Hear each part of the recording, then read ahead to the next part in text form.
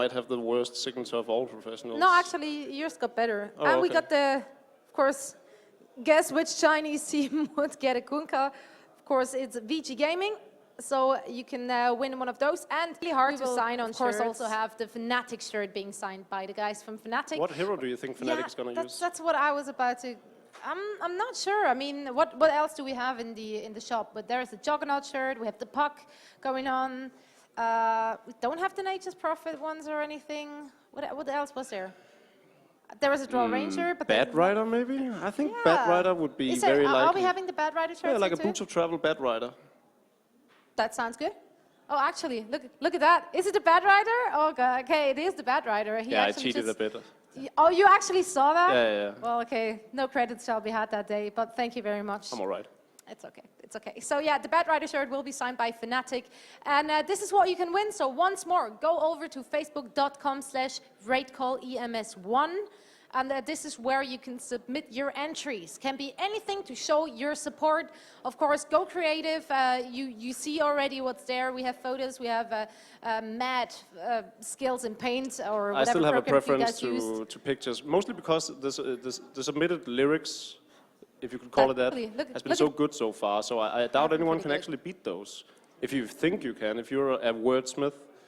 Well, I would like you guys to actually record a video on YouTube to like recite your poem, because if I do it in my voice, it sounds a lot less epic than it could. So yeah, this is what you can do to win. You still have some time, so definitely make sure to do that. And we're gonna go once more into a quick break and should then be ready with the next game, so don't go anywhere. You see already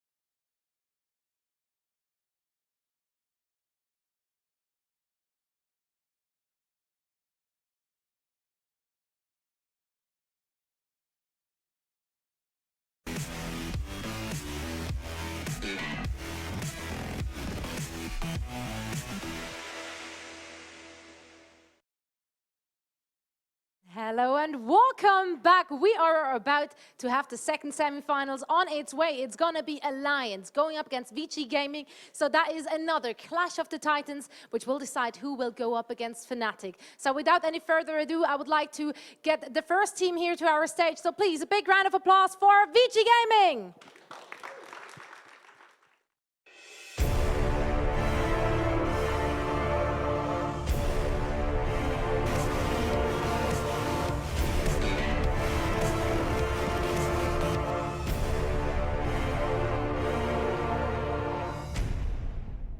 Yeah, guys, we practiced that this time around.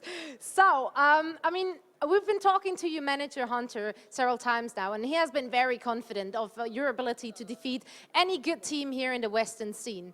As you are obviously confident of your own strength, I would like to know what you think is actually the reason why Alliance is on the top in the Western scene.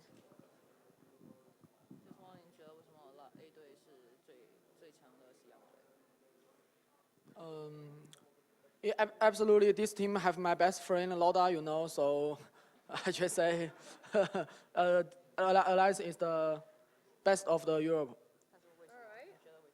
That sounds very convincing. So are you thinking that you can defeat the best of Europe? I think we can just have just need a little lucky, you know.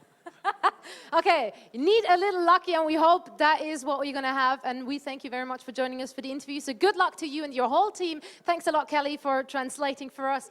And that means we are ready to receive our second team here. So please, big round of applause for Alliance.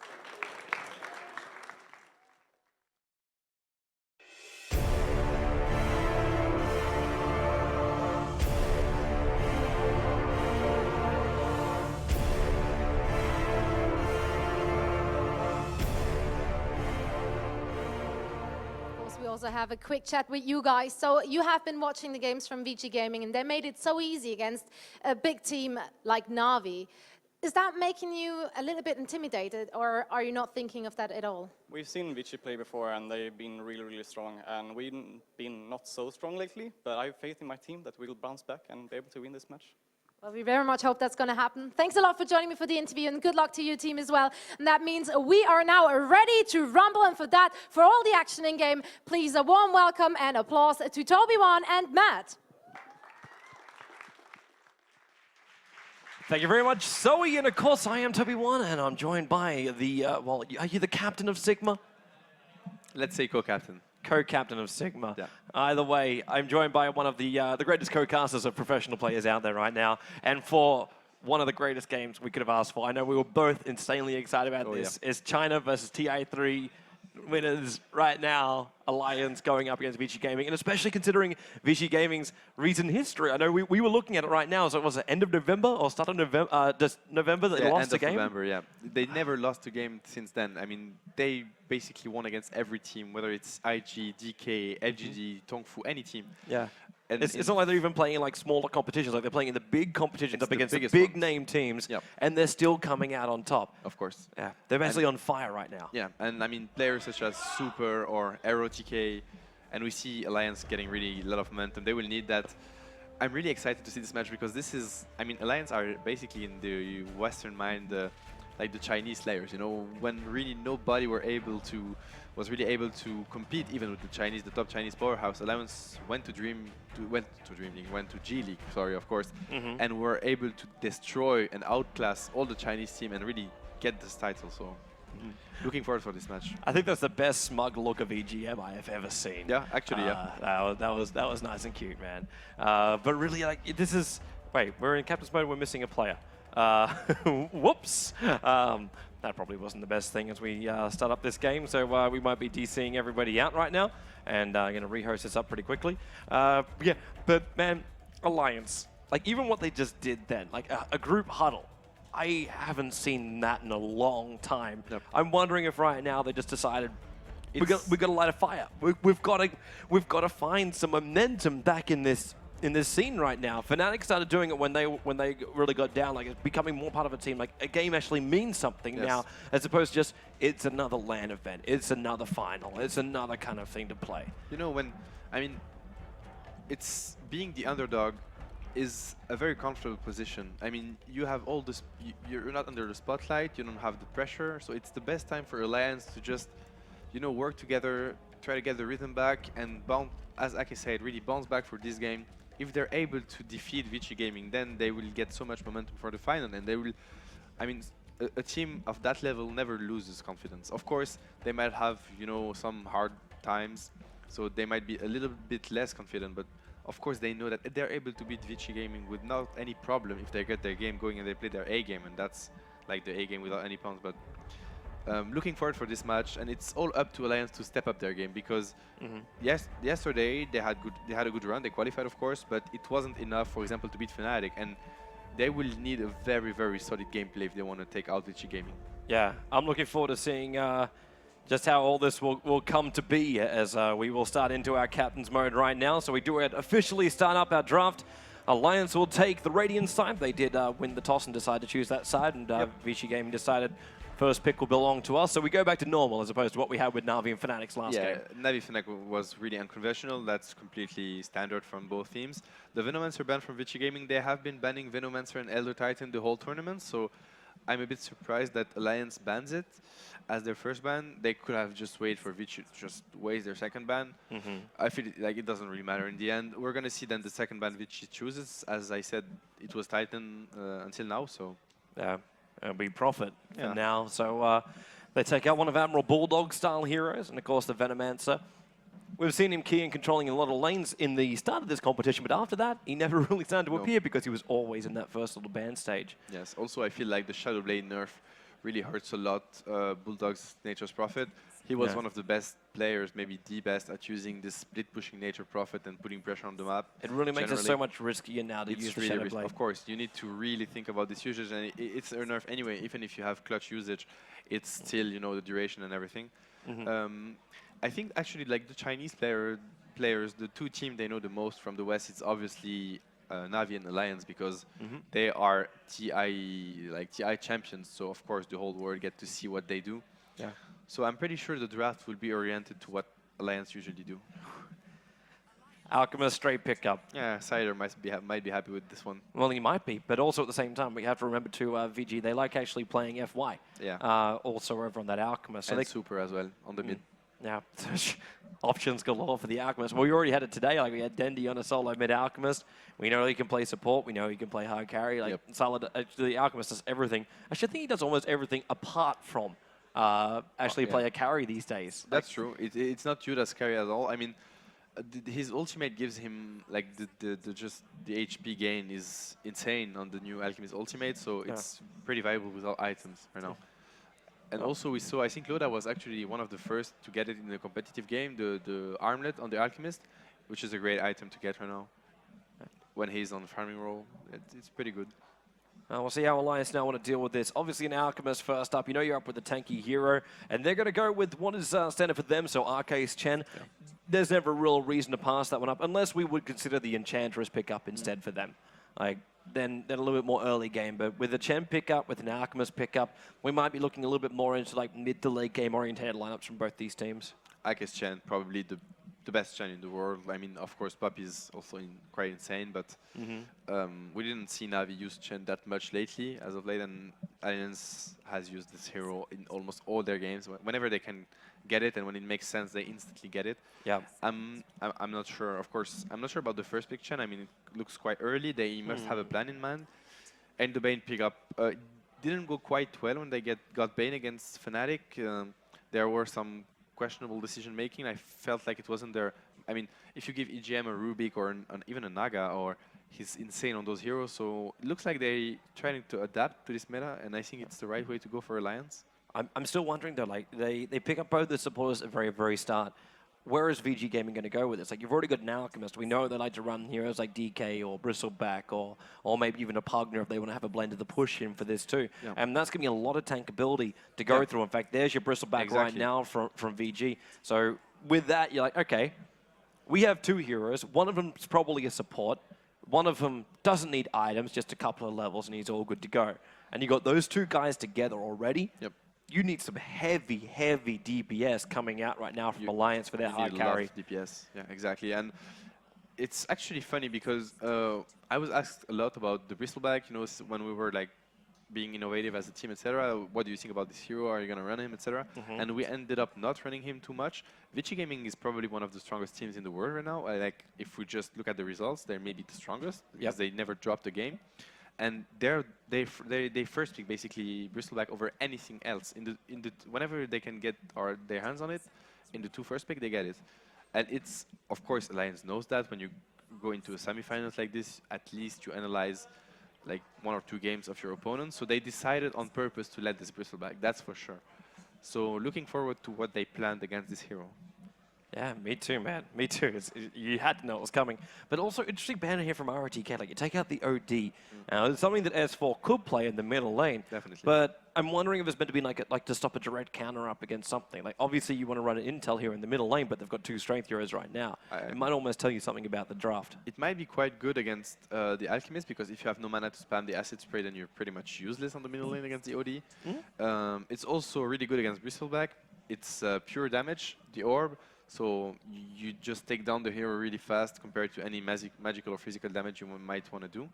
The Maiden ban from Alliance is pretty clever. Obviously, if you have a spamming, like Alchemist spamming Cloud on the middle lane, the aura is quite huge. Same goes for the Bristleback. Even Maiden Bristleback is a very scary lane to play against. Right now, the bans are pretty standard from both teams. They're more related to the lineup each team is getting than like specifically towards the player. Yeah. Well, S4, now time, man. Let's see the first part of the callers here coming out from Alliance and how they really want to start approaching this one. This is when they'll reveal what they're up to. Yeah, the obvious choice is to look for the Mirana, like look for that combination with the Bane. This just seems to be like the in thing to do right now, and also a brutal combination. Like, it's not just the in thing. It's very strong. Yeah, you guys have proved that time and time again with Miguel. It's very strong, yeah. But if they want to do that, and if they think that's going to be enough up against a Bristleback, we have already seen earlier today where we had more like damage. Yeah, definitely. You just can't kill him off. Like, if you get a Desolator up on the Mirana, then maybe you're looking a little bit better. But that's also going to be kicking into like a certain farm time frame, and you're going to probably need a hand of Myers to make sure you get there at the same time. When Chen's taking up your jungle, and they actually pick up Admiral Bulldogs here to start with. So we get Clockwork Goblin. Going to be the selection as a 3rd one here for Alliance. It's a very standard Alliance lineup right now. Nothing really. They didn't reveal much. They can play as Clockwork on mid as well on S4. They can go aggressive, although it's not really their style. At least not with Chen. They can play safe lane. I'm not sure what they're up to right now. I feel like they lack physical damage. They have all the setup they need right now. They have great disablers. They have the Chen. They have pushing power. They have ganking power. They have like even counter pushing. Now they need to reveal what they're up to, and as you said, especially against this Alchemist plus Bristleback, they need physical damage. They need burst damage. Yeah. And a Clockwork, like, you're going to get a lot of control from him. Yeah. But at the same time, like, then you ask yourself, like, now do we go like those heavy like range agility style carries for Alliance? And I'm saying range because I'm a little bit concerned right now with like the 2 melee heroes of Bristleback as well as Alchemist. You then have Clockwork, put your cogs down. If you're not inside those cogs, you're in trouble. So if you have like a blinking animation that can jump in, you really want to use Blink for that. Yeah, exactly. But so having a little bit more range and then doing damage that way, maybe that's an option for him. Definitely. SD comes up as a pickup here from VG. Now that's a little bit more out of the ordinary. It's only the 2nd time in this competition we've seen it. That's true, but like if you look at it, Venomancer's ban, Visage, Maiden, Rubik ban, Bane is picked up, so there's not much strong supports left in the pool. SD is perfect, synergized perfectly with Alchemist. So like the setup and the like. They might also be thinking though, like something along the lines like a live stealer coming out from a little bit later on. Then your Purge are going to work. And with the damage increase from SD's 2nd spell, with the stun, the concussion from Alchemist, it's huge damage. Clockwork can't even get close to the lane against an SD plus Alchemist. That's the thing. It's going to be. They might have to play Clockwork mid because of that, because I don't think Bulldog will get anything. They can just dive him under the tower without even committing. They just need to disrupt him, Soulcatcher into a stun, and he's instantly dead. And because they picked up the Chen, they don't even have the option of trying to run an aggressive tri-lane. Like they don't. So that's still a Clockwork off lane. It might be a Shadowfiend safe lane. could, I would like to see it that. could still be Loda. We're talking about range DPS. Yeah. SF is one of the best heroes It's to one do of the that. best. SF is a great pickup right now for Alliance. It's a really great pickup, and I would like to see this SF protected on the safe lane. I think it would make sense. They need to secure a good start for SF, or they can just, of course, run it mid, but make sure with the support that he gets a good start, because he will be their main damage dealer, and if he gets shut down, they're not going to be able to stop Bristleback and Alchemist from snowballing on them. Yeah, actually, the SF, the more you said it, like I kind of like it on that bottom lane, because then you can combine it with the Chem. Like you nuke down the creep waves, Chem brings his army in, and you just keep pushing. And if someone wants to come in close, then you go to Bane. And we're looking at a lineup right now, and I get my hero, which I've been like praising galore. And these guys are the reason why I praise it, because I've just seen how effective this Pugna can be. This hero is the best in this version, in my opinion. Yeah, this hero too, like, he makes things happen. SF wants to build up souls, he wants to be able to control stuff, but right now, like, you want to start attacking someone as SF, you'll have to raise them instead if you want to decrepify, so the melee, like, physical bashes then have to stop. Yep. Then you're not even, like, including the damage which can be dealt directly towards the hero with the decrepify on top of them, because it was amplified up, and also, like, the protection I'm talking about with the decrepify, it was also made it so there's less amplification on your hero, so you can save them and not actually have to worry about them as much. So heroes like a Bristleback, SF uses all of his razors, Bristleback just starts running around cool spraying everybody. Yeah, 0 damage if you decrepit. Like, it's really interesting pickup. It's a hero that Vici Gaming uses a lot, especially with Bristleback. The only reason for that is that Pugna pushes towers so fast that you are forced to take the fight, and Bristleback is looking for nothing else than fights. So it's really interesting pickup for Vici Gaming. They will be able to really force Alliance into diving, like into fighting Bristleback, and this is something you never want. Vici Gaming seem like they've already completed their draft already. They seem very happy. I'm looking forward to hear RaidTK, and like he screams so much when he plays, but it gives his team so much motivation. It's actually great to have in a line setup players like this. Well, luckily over the night, I believe, huge shout out to Metabe, who was our stats man. It was like, make sure you check the in-game audio. That's why we could hear Na'Vi as well as Fnatic so clearly today. So we are definitely going to have in-game audio of VG. I'm really looking forward for that one. Yeah, that's going to be interesting. And the Juggernaut pickup comes as the last one here from Alliance. So one of Loda's most successful heroes in this version. I believe he has like over an 80% win rate on this hero. It's very, very effective for him, which means it should be S4 in the middle lane. The question is right now, does Chen really try and go up north, or do they just say Juggernaut, Bane off lane, you've got Immunity, you've got Nightmare, you can probably survive with a dual lane there? Yeah, I mean, Juggernaut doesn't care about the Alchemist stun.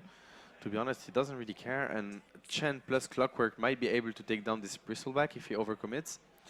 Yeah, definitely Alliance, I mean, we still don't see the last pick for Vici Gaming, so we can't know yet, but Alliance has different options.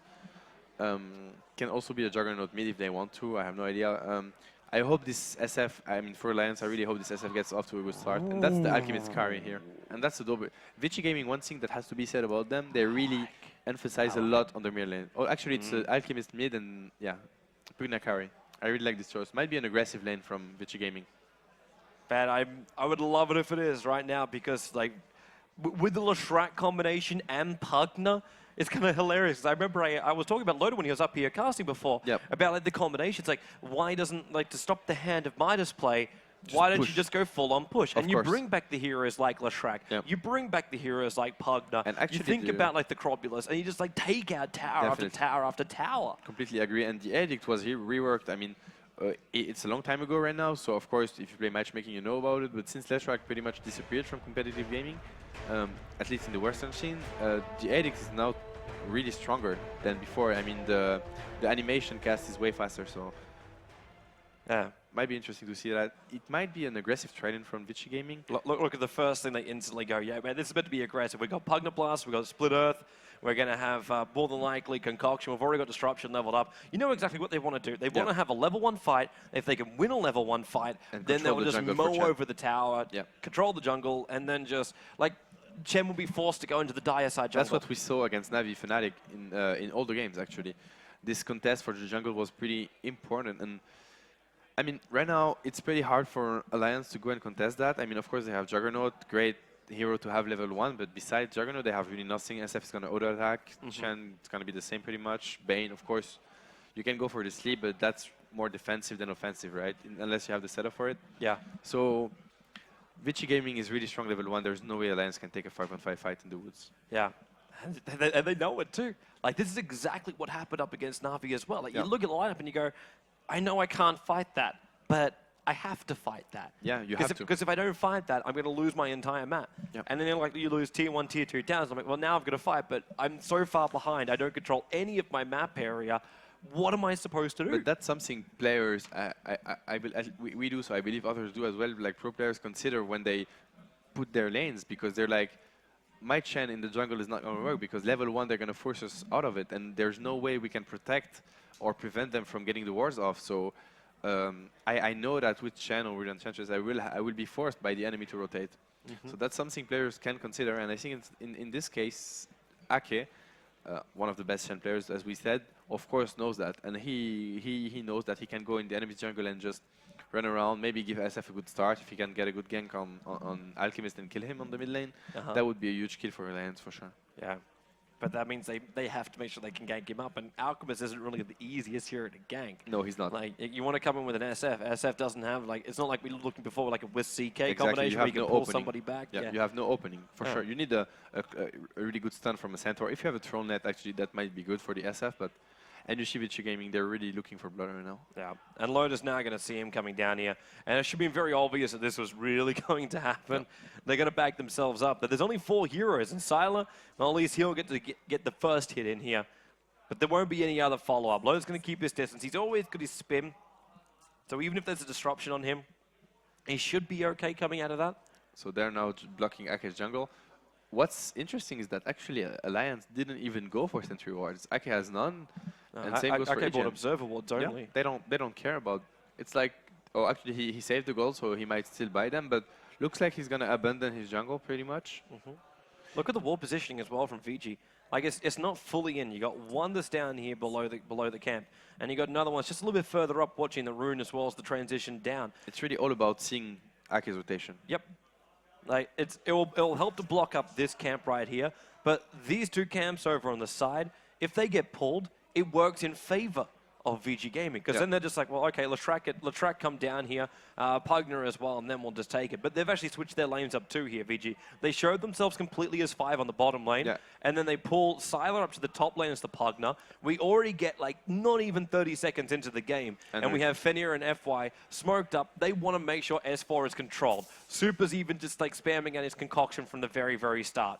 They don't want this SF getting comfortable. And now, here we go again. So SD, he can't get in range. S4 is just far enough away. The Observer Ward helped him out then. Good play from S4.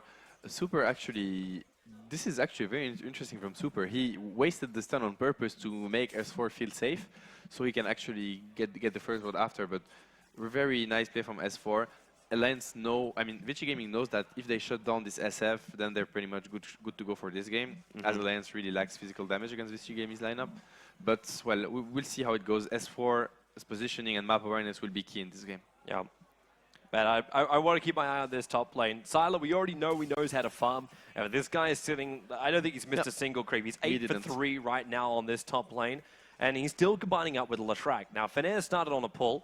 But notice too, like, we're doing a pull through right now. I don't know if they got the timing 100% correct. The range creep attack. We're going to split the creep wave up a little bit here. But I thought for a moment they'd even want to have a double creep wave pushing in through that top. They probably want the second level on FY before they attempt that. They do. And Alliance goes going bottom. EGM. Nightmare's going to start an ROTK. Look for the spin. The Centaur's going to get in front too, so they start with the Centaur stun. Spin after ROTK. He gets 1 quill off, but they body block him up perfectly. Alliance will spill the first blood against VG on the off lane. Good kill. I mean, you could decide to go for the Alchemist mid, and it looks like it was really harder. It's great decision making from Alliance. They're like, this bristleback is like out of position. It's a great kill to get. Easy kill from them. Yeah. At the same time, this top lane, Admiral Bulldog, if he walks any further up right now, oh no, he went to the corner. It bought time for Fenrir to get in close, and then Edict, Split Earth, Pugner, he avoided it. He went up north instead. The Cogs will end up pushing FY back. Admiral Bulldog Decrepify, Pugner Blast, drops him down. He's going to try and TP out, but there's more than enough damage from the supports when they attack. Sylar gets the last hit there, so we end up having 1-1 on the offlane heroes going down. Yeah, it's actually huge that he wasted the TP, because now he won't be in time to get the creep wave. You see, it's going to be like 3 range plus 2 melee, so... That also means they can push, because you got 1 point Edict and you got 2 points up in the blast. I'm surprised we just saw Leshrac move back then. I mean, the fact that Leshrac missed the stun was actually huge for Bulldog because he drained a lot of mana from them and he would have got one full level. But yeah, this TP, unfortunately for him, denied him the XP he could get. Super's got himself a really nice rune. Haste rune in the bottle of the Alchemist. And look at this ward from Aki right on the Leshrac. Right? Yeah, I mean, they see every rotation. He's got a sentry. Yeah. Boom! Great. Done. I mean, he sees S4 movement, so they know what's going on, but at least they evaded 1 or 2 ganks. Oh, they're calling the stun for the middle lane. There's your haster, and Super can keep up with him for a long way. Leshrac, oh, he actually attacked first before he stunned, but that actually worked for him. S4's going to be held in position. He tries a quick bottle charge up in between the attacks, but it's not going to be enough. And Leshrac will get the kill here. S4 probably assessed that Leshrac would go back after unwarding. I mean, he knew Leshrac was around. He had to play a bit safer, but with the haste run, it was really hard to evade that. At least he forced the haste run from the Alchemist, and he's now safe mid. He was doing well on the mid lane. I really feel like Alliance has to protect this SF. It's really important, or at least they can stack the jungle for him so he can catch up later. That could be also a way of doing it. Well, then again, SF, he's... yeah. That one death's obviously not great, but he's fine. He's fine. He's got 18-9 on the CS, even if he loses a couple of souls here with dying. It's such a hard lane for Clockwork, this one. I mean, whenever you get in range of SD, you're dead. Even without the Leshrac stun we saw before. That's why surprised they didn't do something else, like a bounty hunter or something along those lines. Yeah. Because he wasn't touched, he wasn't banned out. It's really hard for Clockwork. And actually, also RaidTK is doing quite well on the bottom lane. I mean, he's going to turn up level 4 after this creep wave. He got first blood, so, but beside, like, even with that, he's doing quite well. Oh, Super. So Invis rune initiation. He got the acid spray off too. Letrac's done. And S4 will die to that stun underneath the acid spray. Vici Gaming focused so much on their mid lane. They roam so much on Super lane. It's insane. This SD Letrac, man, this is almost going back. I almost want to say a year ago. You remember when we were in that period when like LGD International the first time around ended up traveling down to China, and they came in with like these rotating gangs. There was always like 1, 4, 3, 7 and Misery. I think and Misery. Yeah, and they were always rotating. They were always smoking. They were always ganking. They're being so aggressive on all the lanes, and because they just kept moving and getting all these kills, like the momentum was impossible for any team to gain up against them. So much pressure on the map because and they're going again. It's they've got RK. That's RK. They got RK. Letrac. Oh yeah, there's the first stun, which means follow-up stun. The Centaur will stun up, but it didn't get FY in time, so it was able to get the split earth off. So it goes 4-1 now. They rotate, they get another kill. And Super, he's not done yet. They're going to find EGM over on the side. The Centaur, that's coming over from channels, looking to body block him. Super cuts through the tree line, and that means EGM is going to walk a little bit further up. They need the vision on him right now, and Super decides, oh, screw it. Let's go on Loader. He threw the concoction out, but Loader into the spin, so he won't get stunned up there. And that actually saves his life, even though he had to take the damage from it. Really clever play from EGM. Perfect positioning. He knew he would get stunned by Leshrac or either Alchemist. Very nice micro skill here. And VG, they managed to change the targets, which will also work quite nicely for them too. And it's push time on top lane. I mean, Pugna is turning, okay, he's not 7 yet, he's level 6. But with this wave, they might be able to get some... With 3 levels up in Nether Blast anyway, you do a huge amount of damage to the he towers. doesn't want, actually. Is he holding it? He's maybe afraid of a TP. Okay, he's getting some damage on the tower now. He's got Arcane Boost, he may as well just keep spamming it out anyway. Yeah, of course, he will. I mean, I'm looking at S4 right now, and he's really poor. He got ganked 2 times, he doesn't even have 4 treads. Oh, Super's going again. They're going again. Another concoction. It's a short stun, Letrac stun. Oh no, that's going to connect, man. But they don't have any kind of follow-up. There's no mana for an acid spray. He was too short by about 10 mana, and Juggernaut.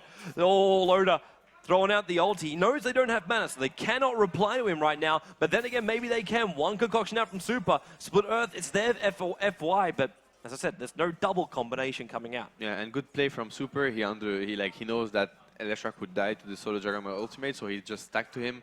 Of course, Loda could be like lucky and get the 3 spins on, like the 3 hits on Leshrac. It didn't happen though, so that's the Juggernaut ultimate down. It's very important, even for the Bristleback bottom, to be able to XP. And he's managed to finally find some CS. Yeah, he's level 6 actually, and he has almost 20 CS. He's doing great on his Bristleback. I mean, as an offlaner. This offlane survivor, the man who, like, do we even class his strength as an escape mechanism? Yeah, I don't even know. Like, he's just so tanky. It's like we used to look at the offlaners like Magnus, who had, like, he was tanky enough as it was, and then he had Skewer, so he had a repositioner. But this Bristleback has snot and basically like Super Saiyan hair. Yeah, it's just him tanking so much that he just doesn't care. And you can see like Again. yeah, again top lane. Again. But So this much roaming. time Bulldogs, oh no, he wasn't fully ready for it. No, he's fine. The concoction will fly, but he's locked in a corner. Why did- With the acid spray going down, he's locked himself in here. He's going to try and hook shot down. But there was nothing there to even latch onto. Yeah. And they leave an aggressive ward behind him. The tier 1 tower goes down. Yeah, Vici is pressuring Alliance so much right now. And this is 8 minutes in, and this top lane can be pushed. Yeah. Now you have 3 points acid spray, you've got 3 points edict, there's fortification, which has already been used, and that was at the same time edict was used. Super is doing so much on this Alchemist right now. He has been involved in 4 kills already, and he's a... I mean, Alchemist, of course, can be aggressive, but it's not the most aggressive ganker, right? You have a good stun, but it's basically hard to get openings with this hero. Really great game from him. He's already pretty tanky. Like, without ultimate form, he has over 100, like 1k HP, sorry, so pretty scary. It's looking really scary for Alliance right now. And SF is not even close to deal damage right now. He got shut down pretty hard by the rotation from the Leshrac. And again. Yeah, Smoke was watching it, and as for life just does not get any easier for him. The ad spray from Super, he only just got off before the concoction will hit. The catcher is up, Leshrac will come in for an attack, a nice Nightmare as she's slowing him down. Super doesn't want to have to take that off, but S4 cutting through the tree line. He needs a little bit of extra space, raises once, but facing the wrong direction. And Super, he's starting the concoction again. Loader, no mana for an ultimate right now. He's short even with the 2-1 charges. The concoction was basically just locked off. Admiral Bulldog keeps the rest of VG Gaming away from Super, who's in the back corner with Loader, who puts down the healing ward as well. And Super, whoa, no! What a play from Super. He gets himself completely out to safety. And while all this is going on, RK is watching his bottom tier 1 tower get destroyed by a Pugner and Bristleback. What a play. Loda was a bit greedy here. He wanted to save ultimate, which is completely fine, so he decided to use the healing ward, but then he had no mana to put the ultimate. Great, like, mind present from Super to notice that an instant TP out. Man, it's that really small little impressive. thing. It's Actually, really impressive. to be able to click on the hero and then check its exact mana, Yep. its exact Like, mana I'm of how fine. much it was, and then just TP it. And there was no one else. Like, who else was going to do it? Because Admiral Bulldog already used his hook shot when he was trying to escape from the top lane before. So even if he repositioned, he wouldn't have had that. He was completely fine. Yeah. It's this point in Dota where some players know, like, they're not going to waste 1 second. They're not going to waste 1 mana point, and it really makes a difference at the end of the day when it's top teams like this facing each other. So great play and great my presence. I would ask you right now on Super what you're expecting, because we got another Vitality booster coming up. Like, I know we saw the Rod of Atos coming up on our previous Bristleback. I don't think it would happen on the... I would love it to happen, but... for the Chinese teams as well. There's a Fiend's Grip available right now for EGM. He can cast this from inside the tree line, but Super already concoction now with the Acid Spray. Pugner, Nether Ward drops down. You don't want to be using too many abilities here, especially S4. He actually raises himself to death because of that. Stuns over on Leshrac. That was just a Leshrac stun. The Centaur stun over on him. And some hatred coming towards Chen's army with the Edict. He can't fully kill this off. He'll get the Centaur. And actually, ooh, nice sent back by Arke. At least saves a little bit there. Yeah, as far as being a bit over-aggressive, I feel like with his SF, because whenever he's in range of an Alchemist stun, he just died. He just dies, so he needs to be a bit more careful with his positioning, but feels like it's a bit too late. I mean, he's 0-4 right now. And again, I mean, of course, ganking is something, and it's always good to get a kill, but Vici is doing it perfectly. They're ganking the right hero at the right time. It's not only they're ganking and getting kills, they're getting the best kills they can get. Yep. And right now, they're looking very, very strong. I mean, it's 10 minutes in, and we're looking over 5k goal advantage lead for Vici. Great game from them. We have a Midas on Leshrac. I believe it's the second time he pops it, so that also will be a problem. FY usually gets it on Leshrac, actually, and he gets a bit... Like, he want to get tanky when they want to break base, which is something completely understandable on Leshrac. I know we were talking about this as well with, like, Hannah Masters before the game. Yep. And we're like, originally was like, maybe we'll have like 0 Masters in this game. It's like, no, we'll have one from VG every single game. I think so. Yeah. I mean, it's okay if it's one and it's controlled. Right now, Alliance, I mean, they can't pressure Vici at all. They didn't take any tier 1. and they won't be looking for tier 1s. It's impossible. Look what they're trying to do. Like, Alliance was smirked up and sitting on top of the They regeneration. probably expect a Roshan from... they were Vici. expecting this, well, exactly what Vici is doing, but going for the different lane. All right. Vici went up as instead of down, and now RTK. Well, Loda can get a full ulti off on him right now if he wants to, but at the same time, the damage is coming the way of S4. The Pugna Blast, and look for that Nether Ward. It can still go down, but Silent doesn't need to do it. Like, they just got now the 5th death towards S4. Loda thought about the ulti, but he knew he couldn't pick off RTK, so I'm really hoping right now we're going to go VG's chat for the team. 准备 save 我一下 ，save 我一下就行。我没大了。没事没事没事，还有棒子，还有棒子，别急别急，先把塔拿了。哎，我炸他一下，跟不上就算了，打 boss。我下去施符了，下了有符了。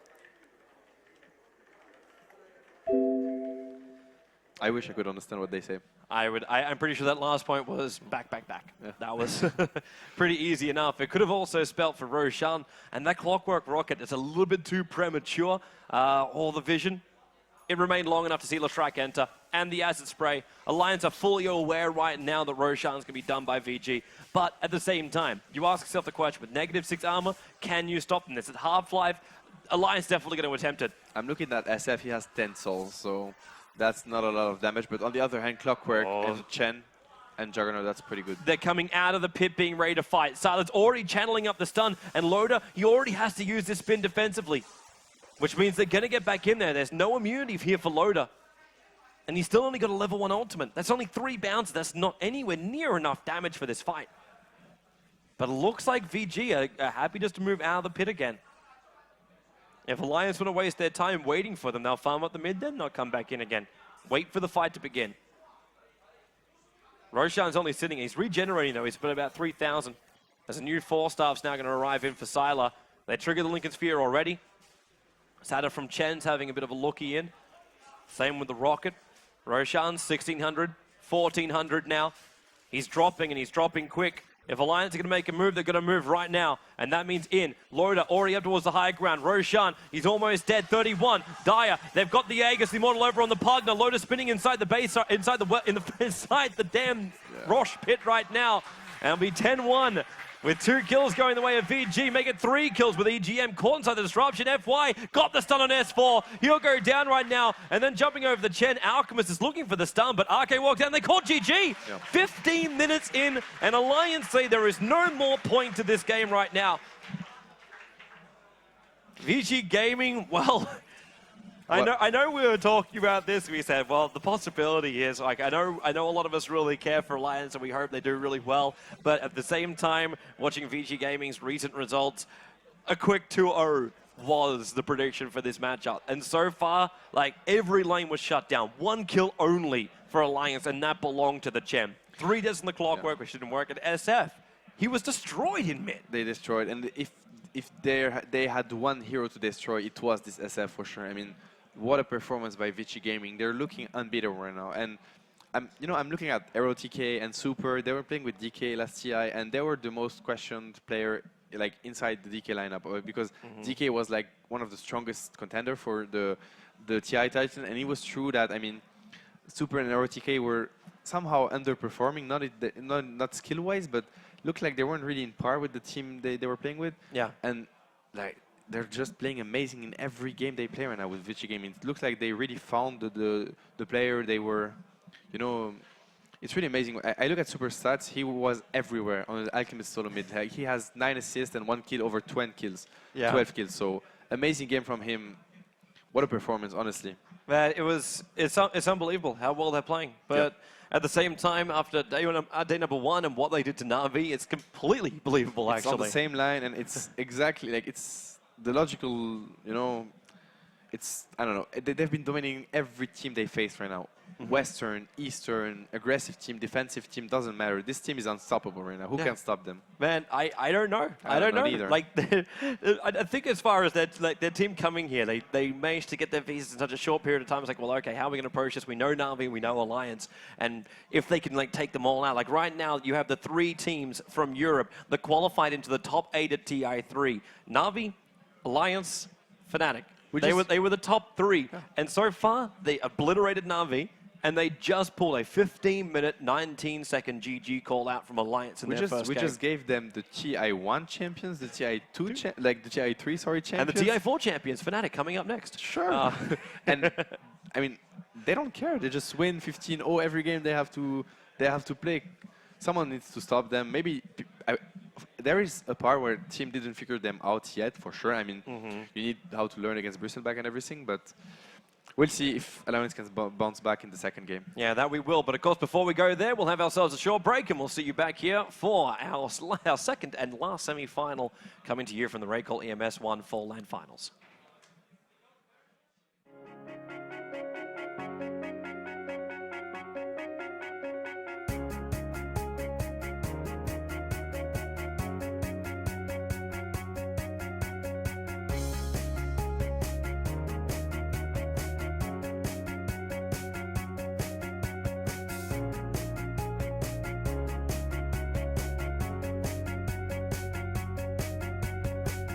RaidCall, communication for winners.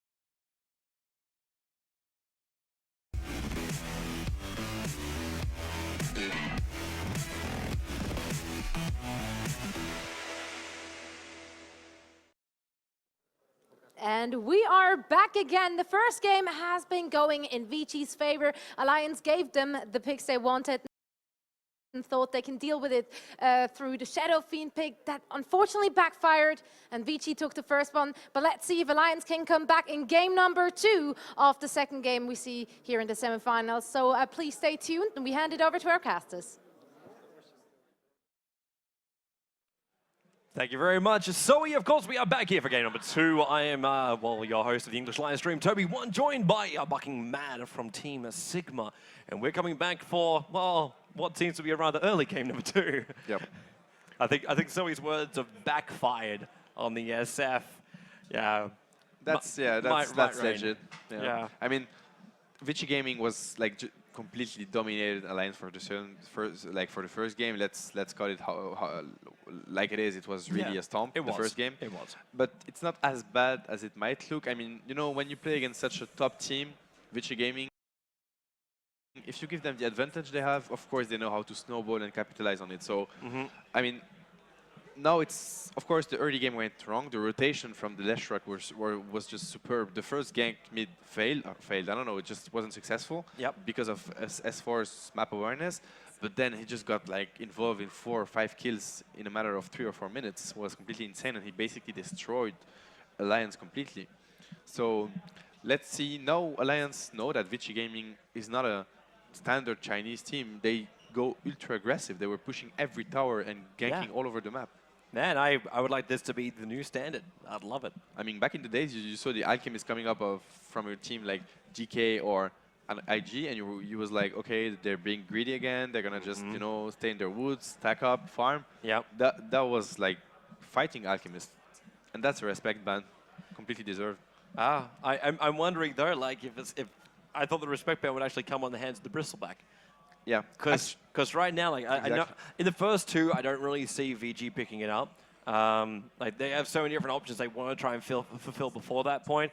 But knowing after game number 1, after what they did with that and what they've shown already here in the competition, it might almost be worth picking up in the first 2 right now, because S4 will more than certainly take it out in the next set. If it's not that, he'll take out the Pugna. And I'm not sure about the stats, but I'm pretty sure Vici Gaming has been playing Bristleback every time they can, and they have like 100% close to 100% win rate with it. So it's interesting to see that Alliance is obsessed by this Visage. They ban it again against Vici Gaming, probably for good reason, of course, for good reasons. I think Fenrir is the Visage player in Vici Gaming, and he's insane at using this hero.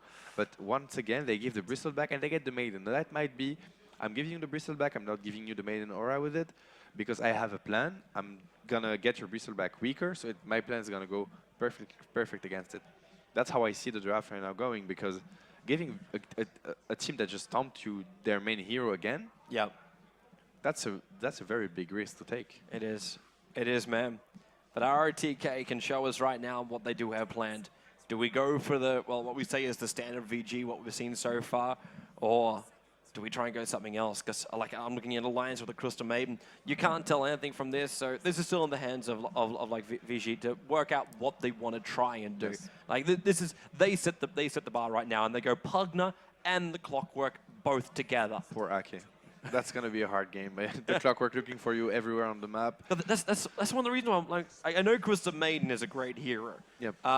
But at the same time, like when you are going up against a lineup that is pushing you so hard, that's got such a large amount of burst damage, do you really want to still pick up the Crystal Maiden so early on? And then not only that, but you pick up a Nature's Prophet after you know a Clockwork is already on the field. The hook shot's like the easiest way to catch Nature's Prophet out of position. And that's the thing about Alliance that make them a bit, I don't know, a bit, you know, they get like stuck in the draft faster than some other teams because of that hero pool. It hurt them a lot. Of course, they might have a plan with Nature's Prophet, but as you said, Clockwork is the best counter to Nature's Prophet. And they are forced to draft this hero because they know it's going to get banned in the second phase, because of course they have one of the best Nature's Prophet. But why would you still want to pick up the Nature's Prophet instead of picking something up like a bounty or something along these lines? Maybe because they decide it doesn't fit in their playstyle, and that, I mean, the thing is that, of course, a player can play many different heroes, but maybe they needed some split pusher right now. I don't know what they have in mind. And then Nature's Prophet fits, maybe some other hero that they can't play fits as well, but Bounty doesn't, so they're forced into drafting this one. And if they really want to go for full split push, then we're looking at the Weaver coming up. And it might be another reason why we see Rubik appearing again. Like, that can be Shikuchi, Steal, it could be many, many different things. Yes, because right now he can't steal much from Alliance, I feel like. So yeah. Well, you take trees, you take Nova, you take Frostbite. yeah, Nah. it's not that huge actually. Freezing Field might be good though, but I mean, right now, sure, that might be just Vici Gaming preventing Alliance from getting a Magnus or anything they had in mind. The bans were really focused on the solo mid role for Alliance, like DK and OD, and Vici Gaming denied the Batrider and the Naga. That's more split push oriented. They might be looking for a hardcore push again with the Pugna against Alliance lineup. Nature's Prophet though, that's a Weaver, yeah, exactly what you called. And Rubik turns out to be a great pick now against the Weaver. Yeah, it was rather obvious when, like, if you're going to take a Prophet, like you're saying, like split push was like going to be the key for him. You need to have a Weaver in that kind of scenario. And the downside is, like, it's still like it almost gets back to something we were talking about yesterday now, which was if you're going to run a Weaver, you need to get your items up fast. Now, we saw the fastest Lincoln Sphere I've seen in the last, like, 3-4 weeks, which was 13 minutes yesterday. Yep. And it still wasn't fast enough to deal with the push. Yep. That's, like, it was actually up against, like, Vici Gaming. They thought, okay, we can do this. Weaver and then all of a does nothing sudden, against Lone Druid starts walking through your entire base, and you're just like, oh, crap. Yeah, what do I do? And that's the push again. Look at the Chen. That's the push again coming out from Vici. I mean, it really feels like, I mean, we had Navi versus Fnatic, and it was clear that both teams were just, you know, like tennis table, like answering each other's with the draft. You're getting this hero, I'm getting this one. You're getting this one, I'm getting... Because they know each other so well. Yeah, and here Alliance is completely ignoring what Vici is getting. They get Rubik, they don't care, they just get Weaver. Alliance has really the bigger picture in mind. They're like, what we want to achieve in the game generally, macro-wise, not really what's going to happen on the lanes. Is Rubik good against the Weaver? They don't really care about this. At least that's the feeling they give right now when they draft. So even a puck right now. Now you're actually, it's like, if that hook shot comes in and Chen's anywhere near it, you got a lot of nuke damage to go the way of the puck. And I'm not seeing any flying, like there's no God, word, searching for, can't find phrase. I would love to help you on that one, but... Yeah. Stun that travels through air. Was it yeah? Stun that, no, it wasn't yeah. It was wasn't, stun that travels through air. Projectile stun. Projectile. Damn it, projectile was the I had it at the same time as you had, so yeah. couldn't help, sorry. Yeah. I had to remember that, also be killing me the rest of the broadcast. Yeah, right. Enchantress ban coming out from ROTK. Yeah, but the puck, like, he's not going to be evading anything coming out from ROTK right now. TA is going to be their last ban, and that would have been a really, really nice hero to have up against the puck. Just as far as like pure laning goes, and also to combine up with the nuke, then you had your negative armor. I'm wondering if they're thinking about something else that can push in harder. Yet again, they get a puck against a Pugna, and like the Pugna are destroyed. They destroy puck completely.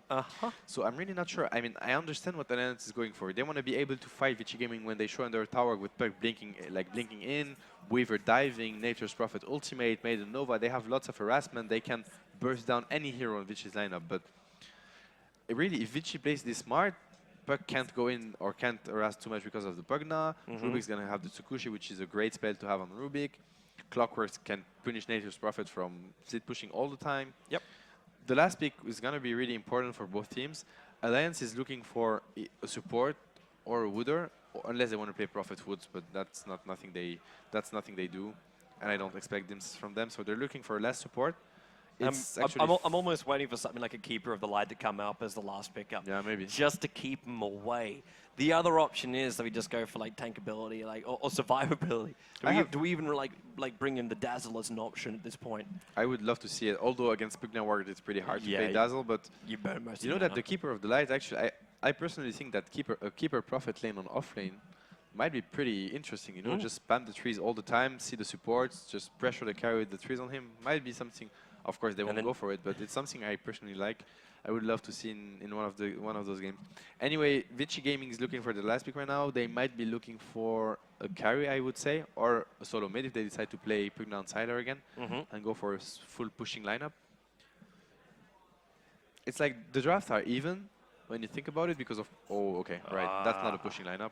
That's a pushing lineup in a way where you can take out tier 1 towers very early on, Yeah. your mid-game initiation and then push into damage is also quite high, because you've got initiation that's going to be coming from the Rubik with Shukuchi Steel. You've got Chen who's going to have his army up by like 15 to 20 minutes in, like properly with mech and such. Yeah. You have Clockwork, who will definitely have his level 6 by that point. And then while those guys are killing and taking towers, you've got Sylar doing what Sylar does best. Yep, farming. But when you look at Vici, they have the discipline and the execution of the top Chinese team, really. Abaddon, that's a really good pick. That's a really good pick for Alliance, because they will be able to go on this offlane and challenge them. The only That's issue an is going to be if offensive Abaddon starts losing his mana to the anti-mage. Yeah, exactly. Then you're going to have issues. Actually, anti-mage is pretty good against Abaddon. He's one of the best heroes on the lane against Abaddon. No, Well, you did take away his mana, and all of a no, sudden it's like, pick well, it up. Yeah. what would you like to do with all of your abilities? On the other hand, they have made an aura, but I'm not thinking it's going to be enough to against the anti-mage burn. What I love about Vici, even at level 4, it won't be enough to really deal with it. No, that's true, because it's too much burn from anti-mage. I mean, what I want to highlight about Vici, against Navi, they played some full ganking lineup. They had Nyx, they had DK Shadowblade, they had Klings, they were ganking all over the map and taking towers for it. Against Alliance Game 1, they played a full pushing lineup. They were like Leshrac, Pugna pushing every tower. And now that's an anti-mage. So of course, it's nothing close to that. Of course, they will be looking to early towers to secure some farm from anti-mage. And as soon as he gets Battle Fury and the items he needs to split farm, then he will just go for massive farm and 6-slot anti-mage before the end of the game. I'm waiting for this like Quelling Blade, just like the pure commitment to farm right now. That might be Sylar. really risky from him, because if Alliance decide to actually challenge, he can't afford. We got Stout Shield, we got Tango, we got Sal. So if they do decide to challenge, he's going to have all the life points in the world to survive. RTK will be the Clockwork. We'll have FY taking up the role as the Rubik, and then that puts Super as the Pugna. And he's going to go for a straight bottle rush, 2 branches as well as 2 shared Tangos, and that leaves Fenrir as the last one, taking up the role as the Chen. Yep. And the way the Lions want to run their lanes looks like S4 will be the mid solo, going null Talisman, pull a couple of consumables. Loader is on the off lane right now, sitting in the position as the Weaver. It was RK currently rotating from the bottom. Also, notice where he puts the ward. He's actually blocking his own camps right now. Because he expects, yes, Shen to rotate. Which he's probably going to get really annoyed at when Chen does not. And then Admiral Bulldog going to be the bottom lane player with Boots first, and EGM with Sal as well as 2 Cloudies. Now a shared Tango from RK as well. Very smart position from RK, and honestly, the in-game sense of this player is just completely insane. He's like, when it comes to the rotation, everything is one of the best. And right now, what he actually did, he knows that Chen cannot go and gank the Abaddon Weaver Maiden Trident because it's already really strong, and the Frostbite is just going to deny any form of aggression from coming out of Chen. So the logical decision from Chen will be to rotate to the opponent's jungle, but that's not possible anymore because of this ward placed by Ake. So Alliance is looking good for the laning phase right now. Of course, it will all come down to execution, but with the positioning of the DD on Clockwork is actually quite good for him to last against Bulldog. So we'll see that. But well, I think Alliance has the upper hand when it comes to the lanes right now. I'm currently sitting on the fence of it all. Let's just see how we go, man. Yeah. Like, I like Admiral Bulldog on this bottom lane, but with RTK getting a DD rune as his first one, like the full control from Admiral Bulldog is going to be difficult. And already RTK just says, "Hello, Admiral Bulldog, you will summon no more trees." Not for the moment, at least. On the other hand, he will have made an aura at one point, so he will be able to spam those trees regardless of the cogs, I think, at one point. Same goes for S4 mid. It will be interesting to see when does Ake, because he took Nova first, and he needs Frostbite against Shen, so he won't have the aura before level 3. With that, and maybe just RK. So EGM as well as RK coming in to try and compete for the last hit. The creep wave wins out with all 3 heroes trying to attack it. I mean, right now, Vici Gaming has a very defensive lane. I mean, not offensive at least, maybe not even defensive, but anti-mage Rubik, this is 0 damage output level 1. And like they need very smart rotations from Fenrir. And I like this choice from them. They just decided to abandon this anti-mage because they understand they can't do anything against Lion's lineup. They will just farm the jungle faster, give him levels. He might come back. I mean, with the ultimate and with good levels on mana burn, he can just grab some kills and still have a decent game. Yeah. Well, as long as any mage has his blink up and running, then he should be okay on this top lane. The Frostbite's the only level of control for him. And the roaming again. Yeah. They roam so. I don't think we've seen the team roaming that much, honestly. It's like 6 smokes, like in. Well, okay, the last game was 10 minutes. So in 20 minutes, let's say. Yeah, okay. Well, you're right, though. They move so quickly. And maybe this was also the same rotation you were talking about. They throw down a sentry wall to see if they've been spotted. It's perfect rotation. It's the weakest lane from Alliance right now. Yeah. It's the only way. It's the only. Look at his mana as well. He's got enough for a TP out. Yeah. That's all that's left right now. And they're going to dive in. Aggressive Observer, will they see it? The Dark Troll Summoner can tank it all up. And if Admiral Bulldog tries a TP in Vision, there's the extra TPs coming down. Nice the Rocket TP gives him from the EGM. Vision. The Nice Troll TP. Trap is still there, EGM. He's now in the middle of this fight, and he's got his shields. RGK puts the Nice. cogs Good down job. there, actually get the kill on the Chen. Awesome TP from EGM. Looks like Alliance is really understand what's going on right now. He took a TP, they warded, so they actually decided, like, I mean, they knew everything that would happen before the game even starts, with the warding, the TP. So right now it's just Vici falling into the trap Alliance is setting up. Well, at least there's one upside for VG. Then again, I don't think it's really an upside right now for the Anti-Mage. He's finding some CS up on this top lane, but Loader is also sitting at 15-3. Now, obviously, we know that Anti-Mage is great up against a Weaver once he starts burning off his mana, but with the impending doom of Arcade coming in, like it's like a quick Nova, they force the blink out, and now there's 12 seconds where Sylar just has to back up and be very, very cautious because he cannot blink away again. And I like this choice from EGM. He's instantly rotating top because he knows that now they're smoking again. They're smoking again on the top, and it's smoking gaming. But they're only bringing a Sata. They're only bringing a Sata up So with much them. aggression. It's really awesome to see. And they they're going to have Arcade. Pick him up, throw him down. There's your burst damage from the Sata. And with the Fade Bolt too, this time they do have enough damage. Chen was able to hold on to his nuke, so he didn't have to waste the mana from that. And that's, I mean, I think Ike would have died anyway, but that's the decision making from getting Aura or Frostbite level 2. He decided to get Aura, and obviously Vici is aware of that because you can see the Aura on the heroes.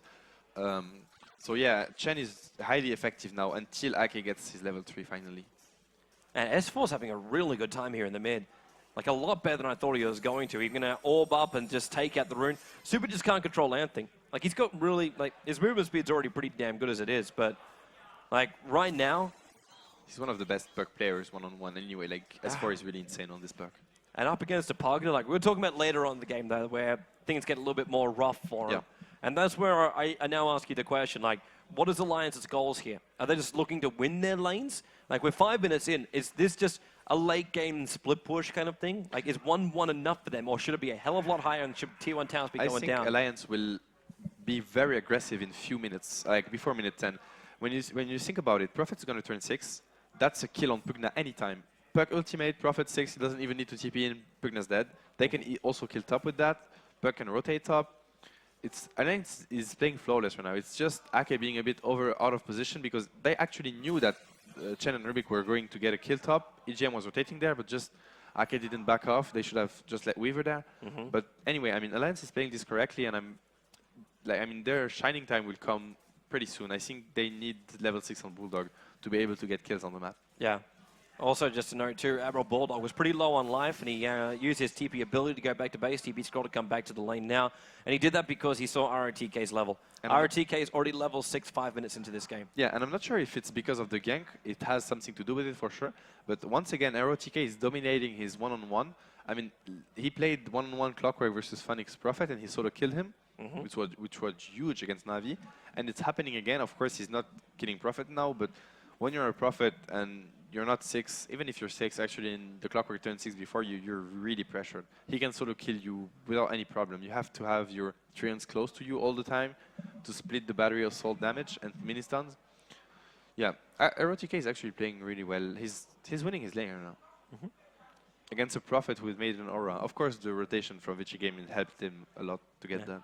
Do you actually still think the Maiden Aura is that powerful? Because I know it's more powerful on the Crystal Maiden itself. I used to really underrate it. But the feedback I have from the players and my teammates is actually that it's very powerful. You're able to spam way more, and sometimes one extra set of treants can win you the lane. So, all right, now RTK, well, he's running bottle on that bottom lane, so once a treants doesn't really take away that much, just means he has to waste a little bit more time with his courier. We're just currently sending another smoke up towards that top lane. Yeah, they smoke so much. And the boots as well for Fenrir. Which is really good, actually. They're able to put so much pressure on Alliance thanks to that. They're also going to get some easy levels. If Wild Wings as well as Hellbears. And he pulls them so Alliance can get the XP. Nice play from the supports. Just in case they are close enough. But S4's got some space in that mid lane. That should be called out right now. The fact that they are missing the Pugna, he goes down. He's only picking up a regeneration rune for now. Yeah. But it's definitely going to be needed if he has to TP up towards that top lane. The Tornado has finally arrived. The one which was used for farming arrives in the lane. RaidCall is in trouble. Oh, is it down the bottom lane? Yep. S4, you're right. Dreamcall's going to be there. He's still got a hook shot. He's got nothing. He's got a creep wave, which he possibly could have flashed up to, but with the silence coming out from S4, it wasn't really possible for him. And Loda, now he's on a bit of a run too. Decides to back up, though. Realizing if he gets caught inside the telekinesis, things can go bad very, very quickly. And that's the ganking potential coming out of Prophet and Puck as both solos. It's insane. I mean, Puck can go and kill Clockwork, Prophet can go and kill Pugna. They might be looking for rotations on Super at one point because it's really a free kill for Alliance. S4 is having a great game. He dominated the mid lane. He got a kill right now. He actually got the last hit on that one. So he has Bird Threads, Bottle, Null Talisman. I mean, we're looking at the dagger minute 10 more or less, and that will be crucial for Alliance. Then that jump pitch kind of time. And that's probably around the same time as Sylar is nearing his Battle Fury. But right now, like I say, nearing, he's only got 23 CS in comparison to the 43 the Puck's picked up. Yeah. And Loda, who's on the same lane as him, has taken 39 out of that lane as well. And Puck versus Pugna early on, if you're able to jump on the Pugna and silence him before he gets the ward off, then Pugna is completely ineffective, and you get the full damage you can get as Puck. I mean, you don't worry about this anymore. So if he gets a dagger before minute 10 or even right after, might be a great opportunity for Alliance to start like opening fights. Yep. Well, Alliance already opening up the harassment. That anyway he's actually ticking down a lot from the Shukuchi. You gotta realize too, like with that ring of health, a lot of it's already being repaired straight away before Loda could do it a secondary time. But down here on this bottom lane, Admiral Bulldogs, be really careful with these trees. They're still worth a lot of money, so when Super does this, and he ends up losing, well, 3 of them, it's really starting to feed up that Pugna down the bottom lane. But at the same time, Admiral Bulldog's enjoying this time. Like, he's getting closer and closer towards his hand of Midas.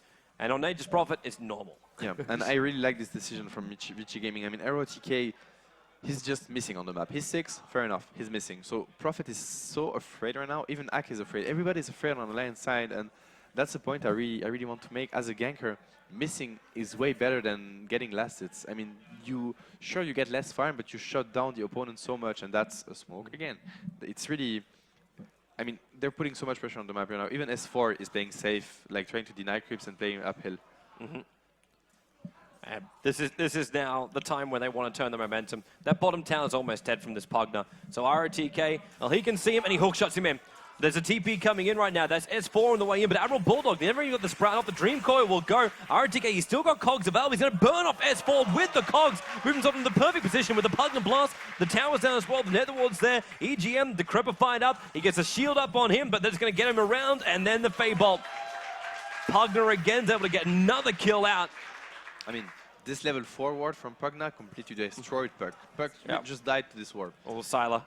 Nice blink away from Loda. So that's just the Pugna pick being put at use against the Puck, and even Prophet got so much damage with the ultimate use. Admiral Bulldog's going to try and push out this tier 1 tower on the top lane, but at the same time, VG, well, they've still got that DD rune in the hands of Super. They'll be taking out this tier 2 tower. I also want to, like, correct me if I'm wrong on this one, but technically, Abaddon may have tried to deny himself there, but it's impossible to deny yourself as Abaddon when a Pugna's there. No, you're going to die before you cast the spell. Exactly, because when you use the mana before the spell actually has an effect. S4 being picked up, he's got a shield, so he's trapped up as well. Clockwork with the Chen Nuke as well. S4 drops down very low. So much damage. So much damage. He has to phase shift out so he doesn't lose his regeneration as well. And they got the tower hook shot in again. It's already off cooldown with the battery assault. S4, the shield's already triggered. FY, he's got telekinesis up again in 3 seconds time, but it's a little bit too late. While Sylar's battling it out with Loda, so they will get a retreat tower out. Prophet on the same, at the same moment, so that's the Midas for Admiral Bulldog. It's also Loda getting kind of fat. But what I want to mention is that they didn't shut down this anti-mage that much. I mean, he has 40 CS.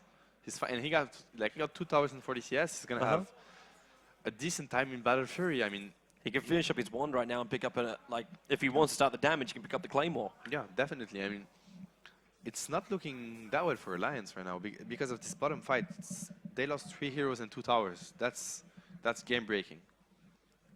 They will have to, they're still doing great, of course. Although Puck died, it delayed his Blink Dagger for quite a while. It will be interesting to see if Vici Gaming is looking for pushes right now, like face-to-face They- pushes, or they just will, man. slowing down. This is that four-man movement I was talking about from them. They just buy space. And RTK, while he doesn't have an ultimate, they know they've locked EGM in the corner. Nice dream call coming out from S4, catching out 3 and Loader. He's joined this fight. They get rid of the Nether Ward. The Orb will fly up onto FY, and he will go down right now. Couple of extra rockets, Super's bottling up, so he'll be ready to fight this. He's already got a haste rune, and RTK, he's still got to hook away. The Hellbear comes in, just clamps, but Loader doesn't go up the high ground. So RTK just moving back a little bit further, but Alliance have brought almost all 5 players in here. Abra Bulldog goes to the bottom lane, but this is the space makeup. They're buying time for the anti-mage to find even more farm. They are. And like, what does Vici Gaming really lost here? Like, they lost a support hero, but they did damage to the tier 1 tower in the mid. Like, it's never good to give kills, of course, but it's fine. I mean, anti-mage is catching up, and once this anti-mage gets Battle Fury, nobody's gonna stop him from farming. Yep. Because Prophet is far away from the Hex. Even the Puck Blink Dagger won't be enough damage to kill him. And it's gonna be the 4+1 lineup we know, with the anti-mage. There's that Claymore I was talking about over on Sylar. I'm surprised that we didn't just finish up the wand while he had the money for it. One key item for Vici Gaming right now is the mech enchant. They still don't have it, so that's why I feel like, yeah, that's so much damage on the puck. it's like, what are you supposed to do? Like, your tier 1 tower doesn't have a backdoor regen. Yeah. Like, there's no protection on your tier 1 towers. So Super can do this kind of stuff. He rises directly towards S4 and hits the tower at the same time. And what are you supposed to do in return? If the Nether Ward just got planted there, I think Super thought Puck was going to go in, but... Like, and he's going back to base. Alliance support are so poor right now. I mean, AK is not even level 5 yet. EGM is not 6. They need to find some kills to give some space to the supports. It's really needed at this point. They're coming top. Yeah. There was already a smoke up. They waited a little bit longer before they did it. So they didn't. I mean, they didn't wait a little bit longer, which means they didn't grab sentries. Loader, telekinesis. Picked up, blasted down, Sylar, he's got full mana. Mana Void's going to do nothing. But Ruby gets the right click in. And that's now Treads coming in as well for the anti-mage. That's Ruby stealing the silence puck. Without that, no way they could kill this Weaver, or they would really struggle doing so. Yeah. Great, again, like, great decision making. Like, he knows he's now able to kill the Weaver. Instant smoke, instant kill. That's just, they're not losing any second here. It's everything they can get, they get it. Super. Puck, this time around, is able to phase shift out the damage. Now Blink Dagger on Puck. This can change a lot in this game. Yeah. Because, yeah, they're not safe anywhere anymore. It's crazy how frivolous Super's been with that Nether Ward. Like, every time Puck comes anywhere near him, he drops the ward down and just says, Puck, back up. The mana burn is also great. It's a lot, actually. It's pretty annoying. I think it's even, like... But normally you try and save it until the fight's going to properly begin. True. Yeah, he uses it as an harassment. Yeah. S4, this time he jumps in. Big Dream Coil with the Prophet Ultimate as well. Now Abra Bulldog will TP in. They still haven't got to kill him. Now they do. 1 down, 2 down, 3 down. Sylar blinks himself away to safety. He'll go down the river. And that is the fight that Alliance needed. And they fought the entire thing on top of the Nether Ward. What an execution from Alliance. What an execution. This fight was perfect. They got everyone in the coil, in the silence, in the orb, and in the Prophet ultimate. They couldn't wish for a better fight. And he even picks off the anti-mage. Wow. What a play from S4. And RTK is looking for revenge, but now he's going to get frostbitten up. RK is going to be sent back. He doesn't have enough mana for a Nova as well, so S4 can't follow this again. But there's 4 here. That's the full top lane. The 4 that came to push. Gone. What a play from S4. He's like the Puck Maestro. It's crazy, that initiation. And you're 100% right about, like, what are you going to do when you all get silenced up? Yeah. You literally have no damage then. They have nothing to answer to that. Is it the reason why Super's also, like, and maybe this is a BKB from him instead of an Aghanim Scepter. He's got no club there. It's like, you need a pop BKB. That up. Yeah, there is no more silence, which means Super can do his damage. He needs to get the ward off. It's really important. And even that, to decrepify some teammates, anything, they need to be able to counter-initiate somehow on Alliance. And I mean, they will be able to when ultimate gets fat. But right now, it's when Alliance can shine. That's why we were discussing this during the draft. Of course, the Puck's pick makes complete sense, and we saw it top. It's exactly what Alliance has planned with this. But on the other hand, of course, the pick down water is a problem. That's why when you draft, it's really hard to assess whether the disadvantages they get, like, you know, if it's worth it. Yeah, it's always a double-edged sword, and you have to decide. But in that case, for that team fight, at least it was for sure. I want to mention one thing. I saw Loda using Midas on. Yeah. I'm waiting for RK and S4 because now RTK is going to get Nova'd up quickly. Lotus coming in through the rear. The Bug's going to come down as well. Get rid of that Nether Ward at the back end. And Puck again. It's a 3-man Dream Coil, but they've already lost their 2 supporters inside the river. And now RTK, EGM trying to man fight him. Sylar looked for Admiral Bulldog with the Shadow Blades up and running. RTK very, very low. Lotus trying to chase him down a little bit further. He's already managed to pick up the Pugna. And now be another double kill here for Loda. He got one on the top lane. Chen Snook is not enough damage to kill off Admiral Bulldog. And Loda just keeps going. There's another negative earn charge. And Fenrir, he will go down right now. EGM is just watching him. Right-clicked him down. Rubik gets some revenge. And AM, that's a big ulti as well. EGM is burnt. There goes your Fade Bolt. Double kill now in for the Rubik. He's still got Shikuchi available, but there's not enough mana for a telekinesis, so we cannot grab Loda and drag him back. And Loda, he wants to man fight this. That's a Chen Centaur turning around looking to fight, but then you can't fight what you can't see. Shikuchi then away from FY. It's still an okay fight for Alliance, I feel like. I mean, they get this in the opponent's jungle, they deny from anti-mage, they force him to fight, etc. He didn't die, so he's gonna get Battle Fury, and then the game's gonna be completely different. But right now, S4 we saw, he just exploded because of this war. He got 1 blast, and he basically killed himself. They really need to, I mean, take this ward into consideration and go when it's down. Of course, it's really hard because Vici is a great team, and they will force the fight when the ward is up and back off when it's down. It's a mind game right now. Alliance has to find the right openings. Of course, it's going to be a really hard game for Puck. I would even recommend a BKB at this point. I mean, doesn't matter. He needs to get his burst down.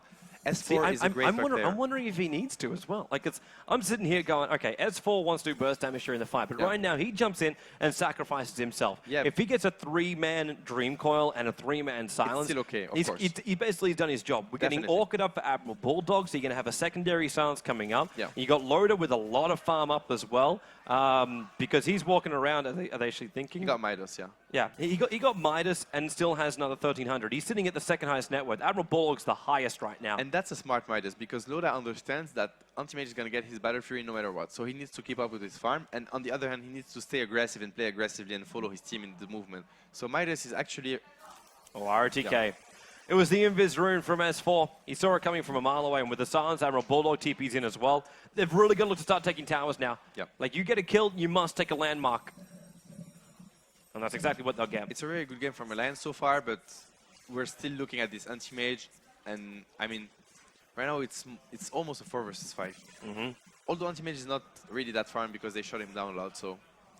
Oh, nice jump in by S4. Good job. Again, he gets himself a Dream Core with a double Silence. Has to face shift down to this damage. While the stuns, well, Loda and EGM having to hold there, and the Puck Orb again flies up. Chen lets off the Hand of God. He's already triggered the mech as well, so there's not much life left in this fight. And Super looking to chase down a little bit further. FY, he needs a he's already used his telekinesis. They can't grab anyone. Alliance is backed up. They're taking the tier 1 tower, and all 5 of Vici have come in towards this middle lane. The Rockets keep keeping tabs on the Alliance lineup, and they're coming in. They're not going to stop, man. This is now time to fight. Sylar doesn't have his... Actually, he does. He can buy it up right now. He can buy the entire Battle Fury right now. But he's joined this fight with the rest of VG. That's a very important tower to take for Vici. Bottom lane TP. Is it going to be cancelled? S4 jumps up. He's looking for Super. He got already the large amount of damage with the DD. 4-star farm. Super needs one more attack to kill him off. And it won't happen. While Prophet Ola bounces around. Oh, wait. What? It got him. Awesome play from S4. He understood, like, of course, communication. They know that Bulldog used Prophet Ultimate, so he gave him the vision to make sure it would hit on the Pugna. Really, really well played from S4 and Bulldog. You saw too, like Vici trying to rotate up there as quickly as they possibly could. That's going to be an Orchid on Prophet, and that's anti-mage not being safe at all on the map. They might be able to deny the farm from the anti-mage at the end of the day, because thanks to that Orchid and this Shadow Blade, Alliance is playing this completely right. They understood they had to take the fight to force it when they had the Blink Layer on Puck, even though it's hard against the Pugna ward, of course, but they will still manage to do it. And as you mentioned, it looks like Vici is going for full BKBs. I mean, I think that's a BKB from Clockwork. I'm pretty sure it's a BKB from Pugna as well. Yeah, it has to be a BKB, else he will just be useless in the fight. So against the Orchids and against... it has to be a BKB. Yeah. The turning point will be the BKBs on Vici's side and the Mantlet side on the anti-mage, of course. But that's still going to take some time. They need to win time right now. So smoke ganks, I know they really like those. So smoke ganks right now from Vici trying to gank heroes and force... I mean, the best way to... The best defense is offense, right? So they need to force Alliance to, force them back a bit behind the river so they can actually get the items they need. And it's just how you're supposed to be offensive when teams are moving so well like Alliance. It's really hard. Like you've got Puck's going to be evading you. You got a Weaver who you've got to instantly kill off before he's capable of time lapsing. And now the bigger problem, like there's a 21-minute Lincoln Sphere now coming up from Loda. Yeah. Like it's not like I'm going to say the greatest timing in the world, but it's still pretty damn good. Right now, it's Alliance in their comfort zone. They have all they need. They have the Puck there on S4. Bulldog has a really good start. Loda's farmed. They can split push. They can split farm. They're perfectly like this is what they're good at. So. It's going to be hard for Vici Gaming. This is the reason why they just ignored what Vici Gaming were doing in their draft? Probably, and they're proving everyone wrong and proving that they don't need to take care of the other draft. All right, let's jump on board with Team Alliance as they're starting to prep themselves to push into this Tier 2 tower in the bottom lane. Jag tippar topp då. Chilla då. 20 sekunder. 20 Chilla nu, 20 sekunder. Ja, i mitten. Och kanske vill initiaten, men så profit up.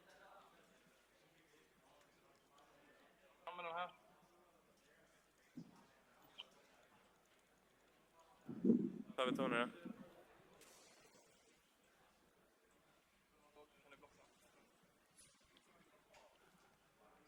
Tror din mick är nog... Okej. Jag lider snart så då kanske jag kan döda hans... Där står ett roll. Vart är klockvägen? Du vill inte bara näta den. Ja. Alltså vi kan inte pusha om vi inte... Ja, vi kör bakom oss. Jag kommer initiata snart också. Vad menar du? Kommer köra. Ja, men någon här. Ja, men topp. Vad är ni med? Jag dödade hans troll precis. Ja. Okej, jag går runt höger sida. Sen när de inte pushar, ni pushar till. All right, looks like that push which was meant to happen, now it happens, so we'll have pre-talk. Now we're going to get ourselves into it. S4 is in a perfect position to jump. The problem is still that Netherwall is sitting in the back behind the Tier 2 tower. So it's been slowly whittling away at the creep wave. While Admiral Bulldog, he disappeared for a little bit to push out the top. Yep. And it actually forced VG to switch around. Like you saw the Clockwork just sitting on the edge, looking to jump in. He went up towards the top lane to try and find Bulldog. Yeah, that's what I saw as well, but he had no reveal, so I'm not sure what he wanted because Bulldog can just escape with the Shadow Blade. Are they really going to try this? This is ballsy. The Rocket instantly scouts out what the hell's going on. They want to force a fight the DD on Loda. Oh, they found him. Exactly. RTK. They can force this one right now. There's your bugs already on RTK. Decrepify. It is on him right now, but the Park Orb, and he got inside the cogs. In with him. Weaver's already got the first kill. One sent back. In fact, one TP out. EGM's keeping everyone else alive. They get rid of the Chen army that was there with the Hands of Midas. Yeah, that was definitely a bait. You don't want to force a fight against Pugna and Clock in the rush rate. It's just them wanting Vici to come around and then just go on them with the Weaver or DD. Now they can go again, of course, because the Clockwork is dead. Yeah, Pugna's not trying to make this easy for him, though. He's put down... Like, we've got observers and sentries behind it, so Alliance are quite... Well, they're very much aware. That's a very... What was that ulti? That was a misclick, I think. Yeah, I think so, too. Loda picked up, throwing down, and now 4-staff away super. He's so low on life, the Orchid should actually trigger him. In fact, the Chen tried to send him back in time, but FY, that damage is quite large coming out from Loda towards him. But Loda's chased out a little bit further, trying to catch onto the anti-mage. He's a big, big target if they can get it. But he's going to go deeper down to the bottom lane. Okay. He's not going to give it up. Yeah, that's your hook shot up. Profit Sprout, though. It's going to separate ROTK from the rest of the team, but Arcade does go down. Chen with the nuke towards the high ground. Ends up getting that pick off. Meanwhile, back over with Loda and Sylar. Sylar's got a lot of money on him still. Like, he's really caught up a lot with his farm, too. He's got 2,400 gold. That's the Manta. Vici Gaming just needs to survive. They need to survive, get the BKBs, get the Manta stand on ultimate. Survive or take Roshan. There's an easy way to survive. Yep. And now Alliance, they're not ready to fight. Like, Dream Call's down. Prophet Oldie is down. Yep. Park Orb comes in, does some damage to ROTK, but... They have to go in. Yep, in comes Loda. Can he take it? Nope, Anti-Mage. He's got the Aegis, the Immortal, already super. He's 4-staffed up, and they cannot reach him up there, or can they? He's trying to get rid of the bugs. He's decrepified himself in one charge so he can keep alive. Blasting down, and finally Admiral Bulldog with a triple kill. Attacks up the hill to pick him off, and the Sentry Wall is still here in the middle lane. FY's already used Shikuchi. Loda, he'll attack again, but Shikuchi again from the Rubik. Able to escape, but 3 heroes lost here for Vici Gaming. I mean, Bulldog's positioning on the map is just perfect. Like, he has been out-pushing everything. He has been in every team fight. He's doing great. He's level 17. He's even out-leveling Ultimate right now. It's a great game by Bulldog on the Prophet. Oh, man. Highest net worth. Of course he's going to be happy. Yep. And now this Tier 2 tower is going to go down. Meanwhile, up on the top lane, Sylar. Again, he's still trying to find this space to farm. He does have the Mana Star on Aegis, the Immortal, and that's a huge thing for the next fight for Vici Gaming. Obviously, that one really did not go well, which is kind of surprising considering how many of abilities were still on cooldown during that period for Alliance. But it was just choke point time. And the top tier 2 tower fortification will force them back. Silas coming back up here to push it back out again too. Okay, so they have Mantis set on anti-mage. That's pretty huge. The Aegis as well. They really need the BKB on the Pugna and the BKB on the Clockwork. That's the 2 items they really need to get right now. Unfortunately for them, it's pretty hard to get farm against the global presence of Alliance. Yep. So, but that's RTK.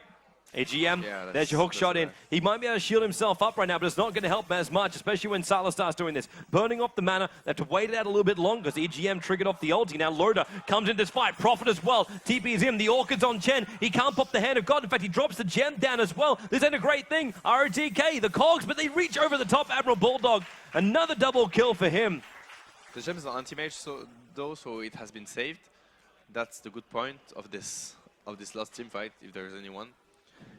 That's probably the only good point right now for Vici. Yeah, it's really a tough position to be in for Vici right now. Like, Alliance is putting so much pressure on the map, and you can see the lanes they're always pushing out.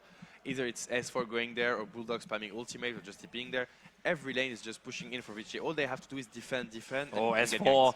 Admiral Bulldog comes in as well. Sprout gives him the vision, then the Orc, and the Orb will hit from S4. Perfect movement, Alliance. They're finding every last hit in, and that's also like a full Desolator coming out for the Weaver.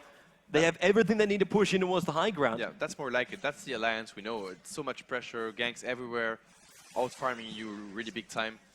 That's Alliance in their comfort zone, and they're like showing everyone like they're still here and they can. I mean, if you look at this, like compared to the game we saw just before, this bounce back is pretty amazing. It's kind of crazy to think about it. Like, yeah. I started this game with a mindset of, well, we will have an early dinner, and then come back for the grand final. Exactly, and then just dominating Vici suddenly right after they were completely stumped. So we still can't count out Silo though. At the end of the day, we still have an anti-mage with still with an Aegis the Immortal, but with Mana Style and Battle Fury. So until Rax goes down in favor of Alliance, it's never over. Yeah, for sure.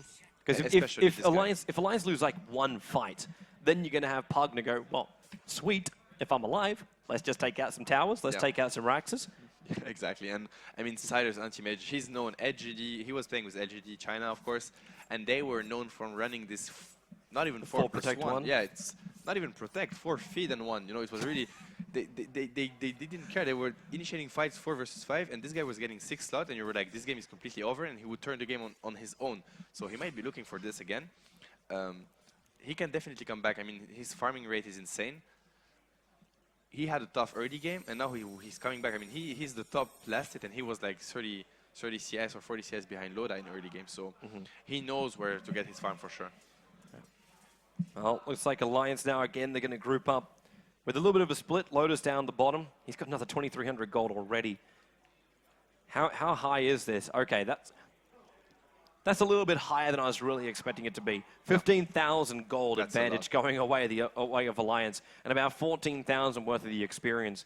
And considering they weren't even having a lead until like, well, halfway through our current time, like there was 15 minutes when Alliance started to change this around. And that's Bulldog. I mean, he's so huge. He has Shadowblade, Orchids, BKB, an extra 4k gold for him. He's having a great game on Nature's Prophet right now.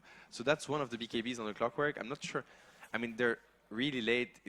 Of course, they still matter, but now they can just get burst down by Weaver and Prophet's physical damage output. So it's still important to get those BKBs, and it will help them in the fight. But I'm sorry, but they need another item now because it's kind of late, and the damage output from Alliance is really scary right now.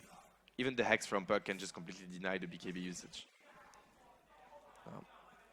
Time to play in the mid. S4's being shielded up. They want Super. Blink, Hex is already up and running. And Super is destroyed before the fight even begins. It's the Prophet only that bounced on through. The BKB did pop from Clock, but that's now the first time he uses 10-second BKB. And he drops down to half of his life points and didn't achieve anything apart from living. It's interesting how EGM uses Abaddon's ultimate. Usually Abaddon players just wait that they get low life to use it. He uses instantly when he gets focused, which can be quite good because he just bait them into, you know, focusing him and getting him low life. It's quite interesting. S4 in again. Dream Caught, he got the silence over an FY. Fender is already trying to send Clockwork back, but it's nowhere near fast enough. And now with Sylar jumping in, he's finished up a full BKB for this fight. Trying to fight out, but you're looking at that Desolator going to work. -7 armor already kicking into him. Yeah. The Netherworld was down for Vici Gaming as well, so... The problem is that without the Clockwork, they don't really have something to lock down the Lions hero, so Sylar can just, like, he can jump in for sure, but everybody's gonna run away from him. They really need the Clockwork and the ultimate to fight at the same time if they want to get some kills. Nature's Prophet just spent a large amount of money. He just picked up a Demon Edge. And still has another 3,700 gold. That's a full Daedalus if he wants one, or Monkey King Bar. Considering he's going up against Sylar, who didn't go Butterfly, I wouldn't be surprised if it was going to be like full-on damage Daedalus. But right now, the tower in the mid is the one that's being damaged down. Lotus Lincoln Sphere is already triggered, but he just keeps attacking the tower. Sylar jumps away. The Decrepify from Super trying to save Sylar from the extra attacks coming his way. Aegis is gone as well on Sylar, so that's something also important. And that Netherworld is such a pain in the butt for Alliance. But they know they can keep pushing this. Like, Sylar's being forced to fight directly on top of the tower. And Alliance just need to go up. So let's actually listen to what's happening with the Alliance guys now compared to last time. 15. Okej.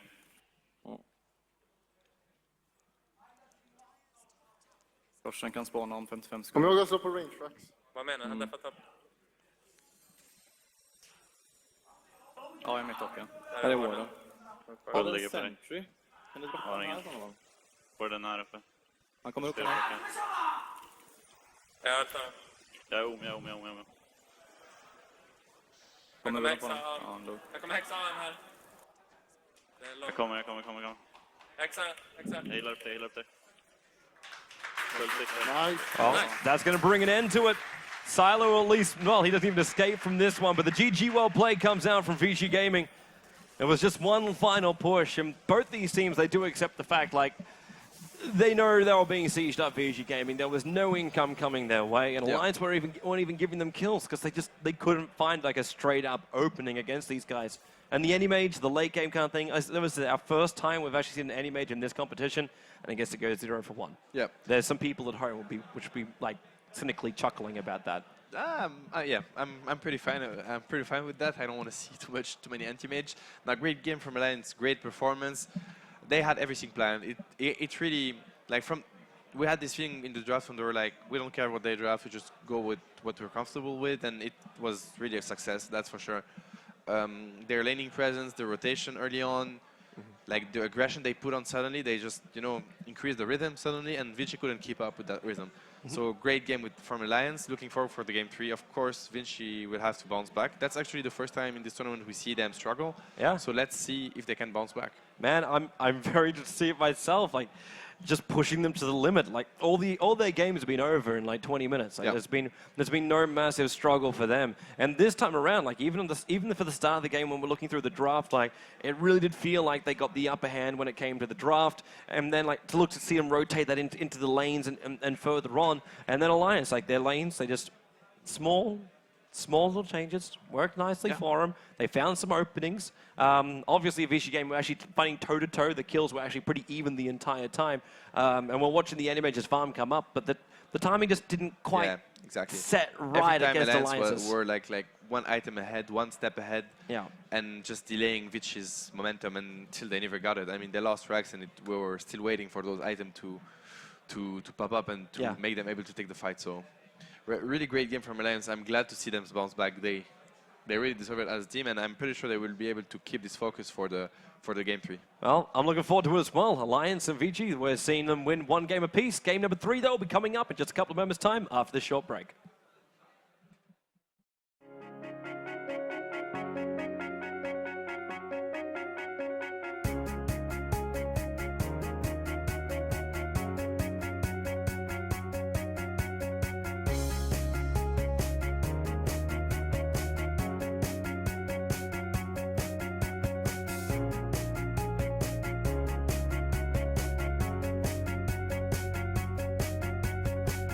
RaidCall. Communication for winners.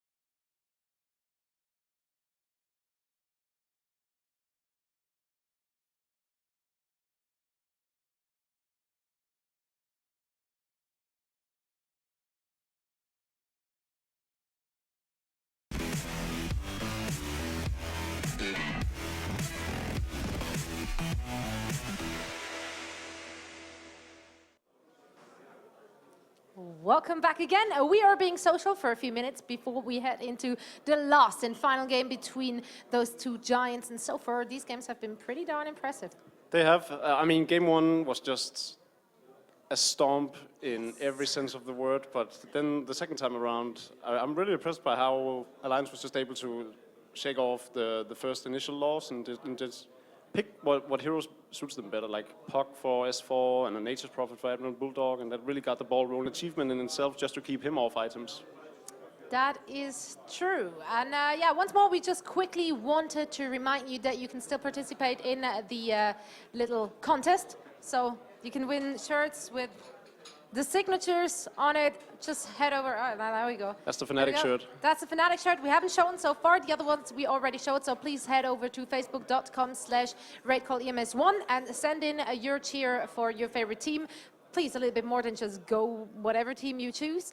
And yeah, two of the teams you can still cheer for. Actually, you can still cheer for all those teams. Will be, of course, the ones we're going to see now. And that's we're going to head over to our casters for the last and final game here in the semifinals. Alliance going up against Vici Gaming. Toby, Matt, please take it away.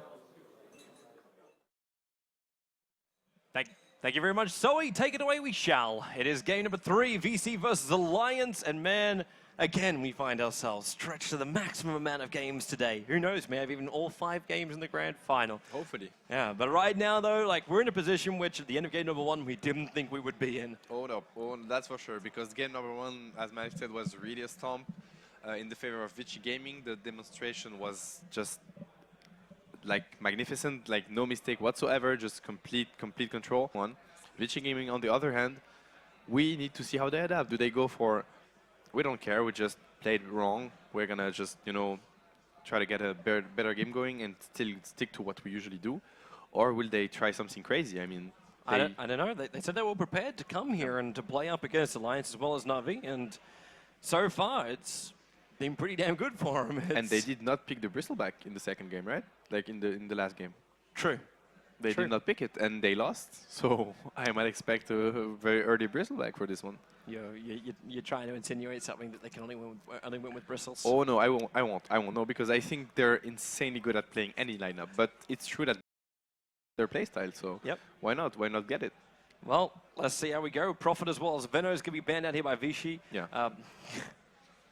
I'll never get it right, ever. Like I Oh, just you call will. it Vici. Vici. Leave it at that. Alchemist as well as the Visage is now going to be taken out as well. Yeah. So we actually left through a hell of a lot through the pool, and again that Alchemist ban, like as after that first game, they just don't want to face up against it, be it support or be it mid. They just don't want it in the pool. Yeah, and it's understandable. I mean, it's and the Elder Titan, of course. I mean, that was the decision to take for Vici Gaming. Do we ban Nature's Prophet? Or obviously, Bulldog is insane at using that hero. But on the other hand, if we ban that one, we might let Elder Titan through the pool, and that's what they decided to do. Alliance, of course, grabs it. They can use it on Bulldog. They can use it on EGM. I'm not sure if they can use it on S4. Of course, they can, but they don't usually do it. It's S4's played it a couple of times before. All right. So. Yeah. Admiral Bulldog has probably played it less, I think, than S4. Okay, that's interesting. At least in my memory. Yeah, actually, I think I have the same in mind. So, yeah, it's really a great hero in every single aspect. Yeah. As a first pick, it's great. He can do anything, and in the European scene, you never pass him up. Yep. You never pass him up. Then again, we used to say the same thing about Lifestealer. So, like I mean, Navi wasn't successful with it against the Fnatic. Sorry. So, of course, it's not a game-breaking hero, but he surely brings a lot to the equation when it comes to team fighting, especially. So, well, RTK is their turn. I was actually having a chat to our stats man, Metabeat, during the break. Okay. And he was letting me something know because he wanted to know about the audio qualities of like what was coming through from the from the players, and found out that Vici Gaming actually do something which is very unusual. They don't use any form of communication through the computers. How do they communicate? They're not using RaidCall. They're not using anything like it. They actually just yell at each other. Really? Yep. Oh, or pings on a map, or typing. That's the way. Like I've seen the Chinese in LAN many times and faced them, but usually when they're not in front of the crowd, of course they prefer not to use earphones or anything like it. So they just go for yeah, communication. Of course, they have to speak really, but in that case, you really need to yell because there's our voices, there's the crowd, there is. But when you probably get a LAN events, like you always have those issues with like voice communication stuff. They have those soundproof. Yeah, actually. Yeah, they do. And we had so much sound trouble, but I mean, of course, you have, and it's of course better to be able to just talk, you know, to each other. But it feels like, I don't know. In my opinion, it might slow down their communication. Obviously, it doesn't if they go for it. But seems to be working fine right now. Yeah, it seems to be working pretty fine. It's actually quite interesting to know. Well, and the S4 Bat Rider. You get at least one of your ends. This is it's not going to be S4 on the other Titan, unless Admiral Bulldog's now taking up a new hero. I'm wondering why they ignored Bristleback. Maybe against Titan it makes sense because he removes any form of armor and like tankiness. But yeah, maybe that's because of the Titan. I don't know. It's they a might bit also weird. just be thinking, you know, we must have initiation at the end of the day. The clockwork movement was still even with like the loss. The clockwork movement was still very critical. Like it was catching so many people out. The biggest problem was just the puck. It was S4's jumping in and the ability to like silence up multiple heroes at the same time and control multiple heroes at the same time. With the Bat Rider, he doesn't really have the same option like that. Like it's a jump in, I can grab one, and then he has to rely on the rest of his team to dish out the damage. And you see Lifesteal being banned out by RTK. Another single hero focus target. That's a great ban. I mean, Maiden doesn't do anything against Lifestealer. Clockwork, of course, you have the hook shot, but that's pretty much the It used to be a hell of a lot better, like when the Cogs burned him through Magic Community. Then Clockwork was like the best pick to get against Next. Next was completely useless against that hero. You could even cancel him from TPing out in Rage. But well, that's not the case anymore. And obviously, Lifestealer is a great hero to pick up with Bat Rider. It's great against Maiden, against Clockwork. To deny this from Alliance makes complete sense. The Rubik ban is a bit more unusual, I guess. EGM, of course, great Rubik user, probably one of the best in Europe. But at the same time, you got so many other great support heroes in the pool. Like we still haven't seen Bane being touched up just yet. I'm not quite sure if you really want to go him in this one, but Vici Gaming says, well, we want to take the Chen and the Crystal Maiden. So we know both the supports coming out from them now. So we saw 3 Chens, right? Like, I mean, we saw 1 Chen for Vici Gaming game 1. We saw a Chen, or actually from Alliance for game 1. A Chen from Vici game 2. So far, 100% lose rate on the Chen in this series. So I hope this one is going to work better for Vici Gaming, because if it doesn't, that means Alliance proceeding to the finals. But we just see like RK pick up an Enchantress, like woo. Oh, I would like to see this duel, because with experienced Chen and Enchantress player, it can really be 50-50. Of course, Enchantress has the upper hand, but actually with clutch plays from Chen, it can also work. It's all about stealing the creep and using the spell before the other steals it back, because then the creep is just useless. So yeah, if you can bait the Enchantress into thinking you're on CD or whatever, it can be quite good. No, right now, like the draft is like Vici Gaming didn't reveal anything. The Clockwork can go mid lane. I'm not sure if Super uses Clockwork in this team. Of course he can. He can also be an offlane Clockwork on ROTK. We saw that last game. So everything is open right now for both teams. Oh, it's going to get Gyro coming in for Loda. So that'll now be our third hero. Of course, we have seen it in the past being played as support, but while we're starting to stack up with both the ET as well as the Gyro, more than likely this will be a carry role for Loda. I really like the ET plus Gyro combo, especially against Chen.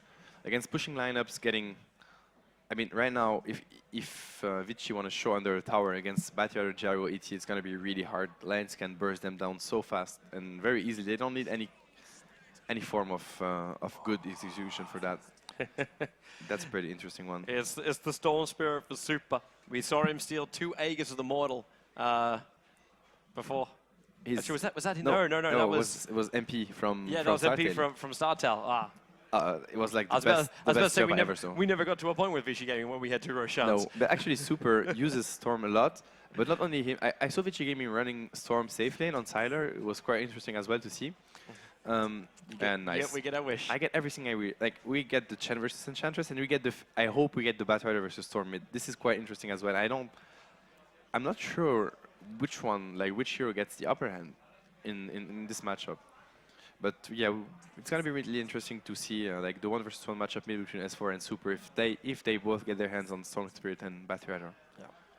Well, there's not much time left. They've only got 2 seconds to find a ban, and they ban at the Bane. Yeah. So they're assuming that Elder Time will be played by Admiral Bulldog here. Yeah, it's a great ban against Storm. Which means there's just one more support to come up here for Alliance, if that is the case, of course.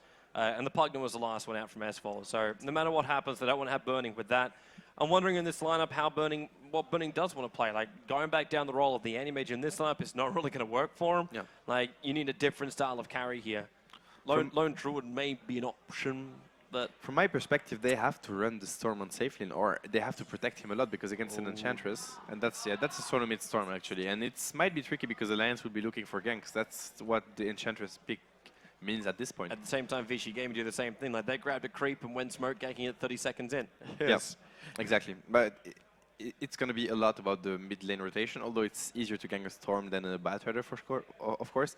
I think, like, for me, it's got to be an off-lane Elder Titan, because if you're going to look for like ganks with Enchantress, getting a Titan as a support is really not a good idea. I mean, of course, he can just do some damage, but he's pretty much useless at creating openings. Windrun's going to be our last one, so EGM gets his fun support hero, and very, very greedy support hero. Loves going a straight Orchid if he can get some early gold, be it from kills or be it from towers early on. And that's going to be mainly used to try and control the Weaver.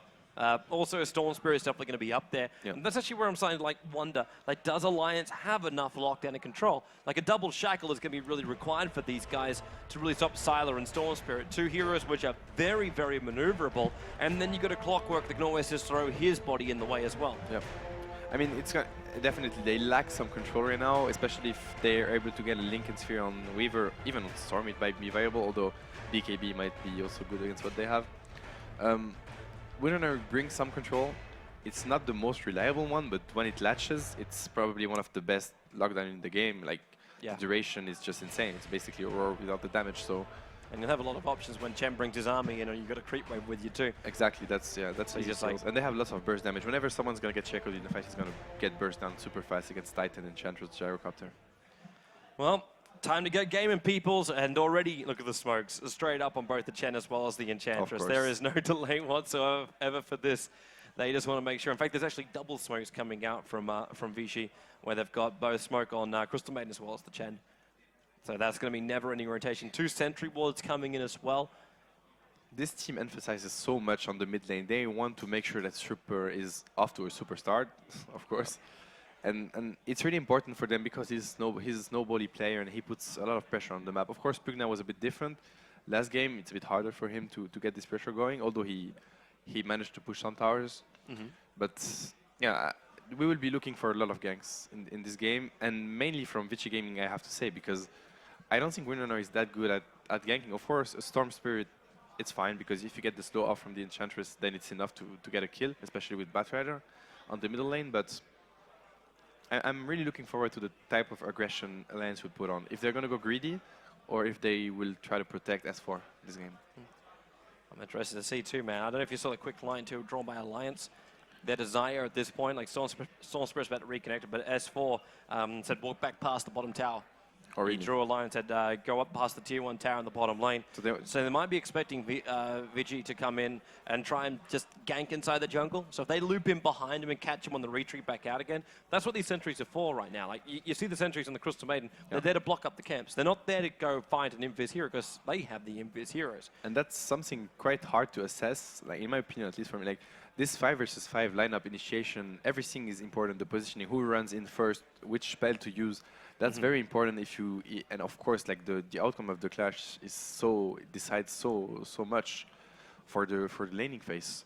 Looks like Vici is running as 5. Looks like Alliance had a plan for that, but since Bulldog is not there, I don't think they can really take the fight. Looks like they didn't run around as well. EGM, keep a distance, man. Okay, so first sentry ward planted. That'll block up this camp, but no other camp, so it just stops the pull spot.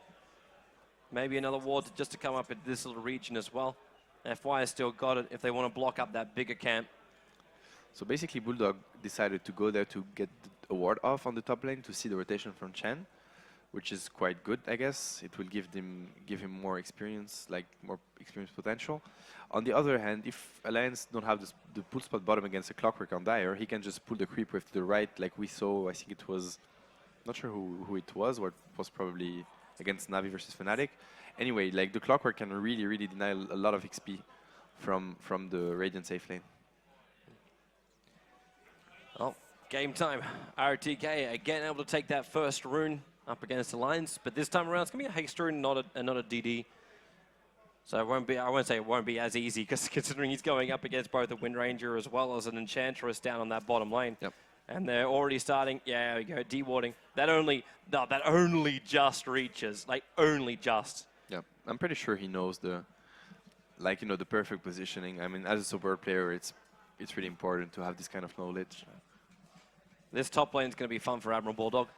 Just easy spirit spam, getting some last hits with this is not going to be as simple. I really like what EGM is doing bottom. I don't know if you caught that one. He was EGM, yeah, on the winner. He basically broke the trees with the power shot, so ROTK is not able to pull it anymore there. Oh, he went up so there. that's really smart. He's making sure Loda gets some farm, and he just stops cogging the creeps away. Middle lane, Troll Trap. That's already 6 napalm stacks up on Super. He's going to be really careful. 7 stacks as well. Yeah. But they just can't hold him there long enough. And Batrider didn't really have, he doesn't have Firefly up. It's still like it's a level 1 attempt at a gank. And it's not really enough. He's really, like, of course, he has 2 waves under the tower, but Admiral Super's Bulldog. getting great. He's doing great mid right now. Crystal Maiden as well as Admiral Bulldog just playing around on the side. But Admiral Bulldog's already managed to find just over 2 levels. Yeah, I mean, he got boots level 1. It's pretty hard to kill him right now. Crystal Maiden can't keep up with the harassment. They need more levels. They need at least level 2 on the Crystal Maiden. But yet again, is she going for the Aura or the Nova? It's This time it's Frostbite first, so Yeah. it can go either way. Yeah. The problem is for Crystal Maiden, she keeps getting harassed back by this spirit of VT. And that's also a smoke from the Chen. I'm not sure what he's up to. They want to get a kill on Bulldog, I think. It's going to be rough. They'll just dive straight back behind the tower. Yeah, they have perfect vision on him, though, so they know what he's up to. And Oh, with good timing, he might die.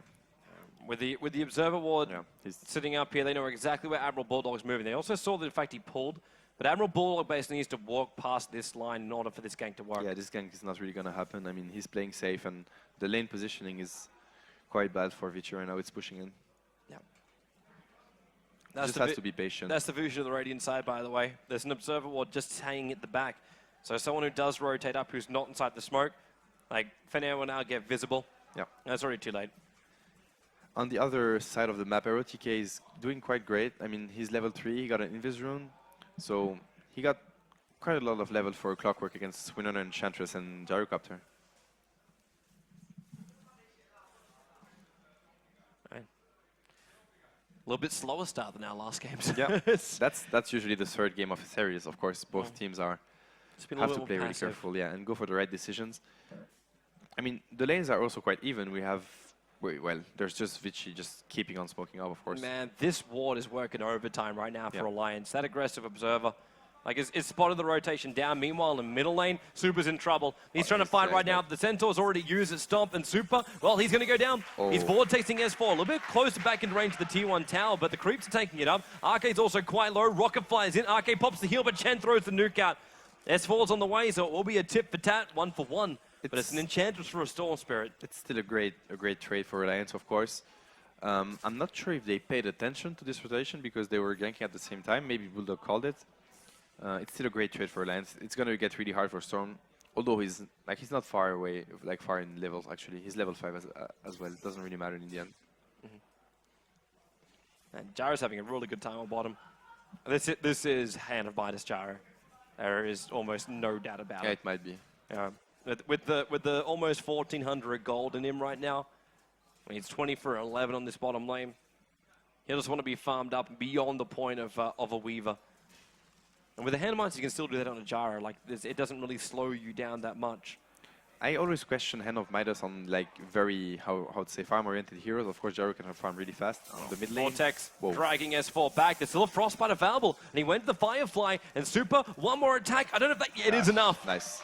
He had the Overload. Took a lot of damage from the tower, however, but he's got a regeneration rune, so he's fine. He popped the Remnant when the hits. You know, on Storm, you don't necessarily have to pop it before you hit. It can be when it flies.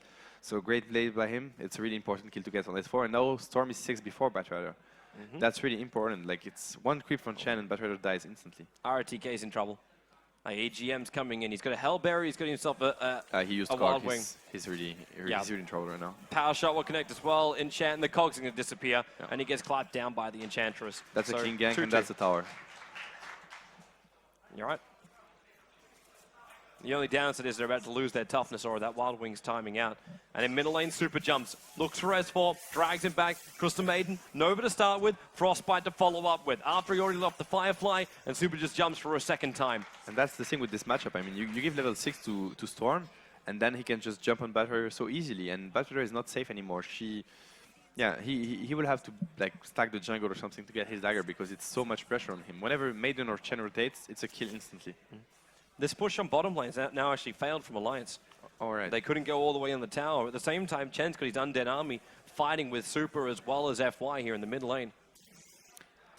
It's really, really amazing to see how Vici focus on this mid lane. Every game they play, they just gank the mid lane, like they chain gank him till they make sure Super is fine or can solo kill or just, you know, snowball on the map.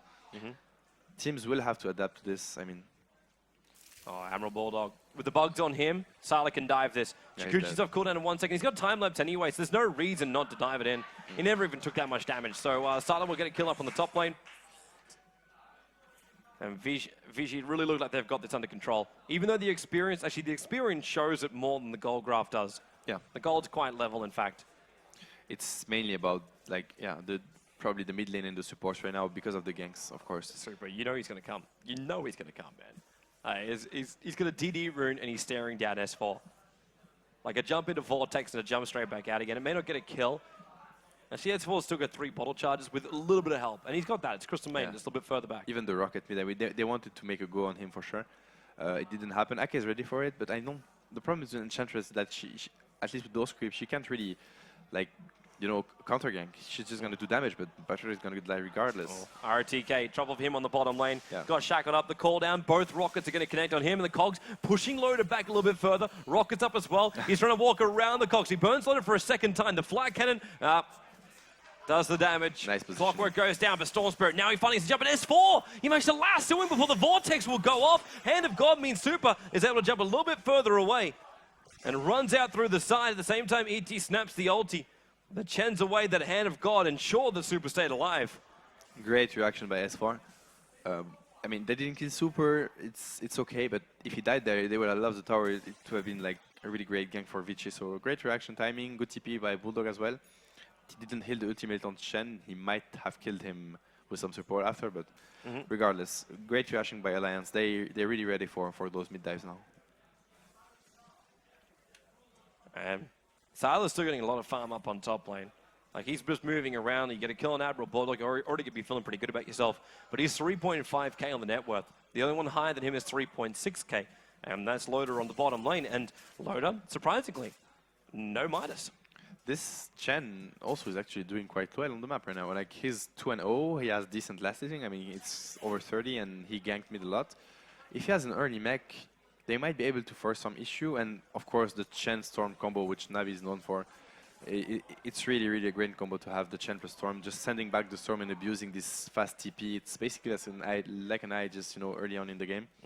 So we might see, and yeah, that's another smoke for Vici, I believe. Yeah, they're about to. They're grouping up behind the tower. I don't know if they're waiting for a couple more players, though, to come in. They might be. The thing is that L4 is gonna play safe now. He's far away from his Blink Dagger, unfortunately for Alliance. He still needs like over 1k gold.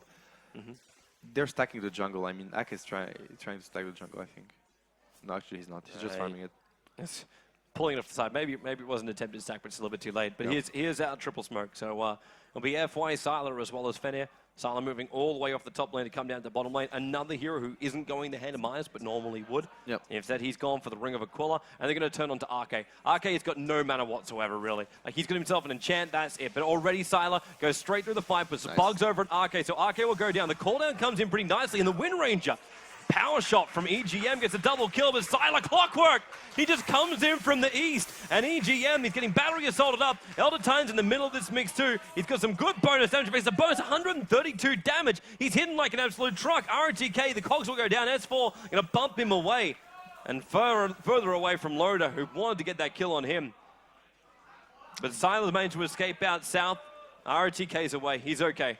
I mean, they got the kill on Storm, which is huge. I mean, it's a nice answer from, I mean, the fight was even, but this buyback from Loda hurt them a lot because he's obviously not getting the gold after buying back is not effective yet because it depends on your level and your buyback timing. But it still hurt him a lot. He lost a lot of gold for the exchange. To die and buy back right after, it's quite a lot of gold. It cost him about 350 gold or so. Yeah. It's interesting to see that Siler decides to rotate that early. Maybe he considers that he can have safe farm on the offlane as well. Yeah, maybe that isn't. Maybe it is just they needed a rotation. Clockwork needs to make sure he gets some farm up. Like he can pick up arcane boots now once he heads up towards the top lane, and that could be more spam. In fact, in this case, he's going to go trades. And Sylar, okay, he says no. Sylar's already TP back up towards the top lane. Yep. Watching him on bottom lane for one moment. It's like he's trying to follow Admiral Bulldog around the map. But he is so far farmed up. Like they, out of all the heroes they want to kill off, then like Sylar's got 301 right now on him. He's worth a lot of money, and his net worth right now is 5,000. As you said, like Gyro bought back, so he lost a little bit of money right then. Exactly. And he only sits at 3.8k now, which is leveled up with the Storm Spirit. It feels like they have so much smokes. I don't know what's going on. It's like they buy him like they must, because they buy him. The timing must be perfect. At the start. Honestly, yeah. They must. Yeah, that's actually interesting. Never leave it where it's maxed down. Yeah. And this movement to top lane, that's a dead Admiral Bulldog. Yeah, I think Clockwork will hook shot in, and RTK has been 100% in the money with those hook shots. ET tried to let off either one Spirit or an ulti or something along those lines, but they're going to lose the tier 1 tower on top. He's such an aggressive player, and he finds opening on the map all the time. I mean, we've seen him playing Clockwork twice in a row right now, and all we see from him is just roaming and ganking, nothing else. S4's come up towards the top lane. At least he's got a Blink Dagger now. Like that's his big upside, but at the same time, like he's got a Blink Dagger while Sylar is now going to finish up his Perseverance, which means we're getting closer and closer towards that Lincoln Sphere. And it's coming at a decent timing as well for the Weaver. Yeah, I mean, right now, it's no big items up yet. Of course, the Blink Dagger from Batrider is quite huge. But they have quite a good counter initiation. A lot more careful about this bottom lane. Pops off the cogs as a defense thing with EGM. He's got time. He's got time. Oh, I thought he was going to use that range grip for a moment. He got the tree at the back. So Rocket's up. There's still going to be an Impetus to come out from Enchantress. EGM let off a safety power shot while up on top lane S4. It looks like he's in a really, he is in a really bad position. Crystal Maiden will take him out. That's the power of Storm Spirit here. You're safe nowhere, especially for Batrider Titan. I mean, they have no escape mechanism once storms catch them. So it's going to be a tough game for S4. He's not going to be able to split push as he would like to right now. For some reason, Sylar, out of all the lanes he chooses, does he go off lane? Does he go safe lane? He's now in the middle lane, pushing in towards the tier 2 tower, while the other 4 players up on top lane. I think I have an undead army. I say other 4 players. Obviously, we still have RTK who died back at base. But then Sylar rotates over, so he finds Loda, attacks him instantly, and just tries to force him off the lane, so they can finish the push onto the tier 2 tower. But the TP's coming in, the cooldown's there as well. Split with Shackle. Oh, that was close. That's a good thing Sylar didn't walk any further to the right, or else they could have hit onto the tree. Yep. But Alliance move almost their entire team to try and stop this. Well, let's have a listen to VG and see what's on their minds, if we understand it. But we'll see what they're talking about when they go for this mid.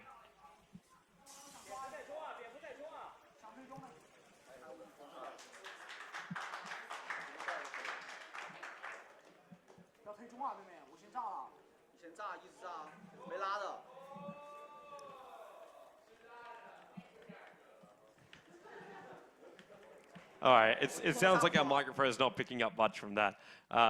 So, going to be a little bit more cranked up. Super. He's being chased down right now. He ulties himself in after S4 blinked in very short range. Shen with a nuke. The Shackle is there. That's going to bind the space, but with the Meg Charge from Fenrir, he's still got a hand of God available too. S4's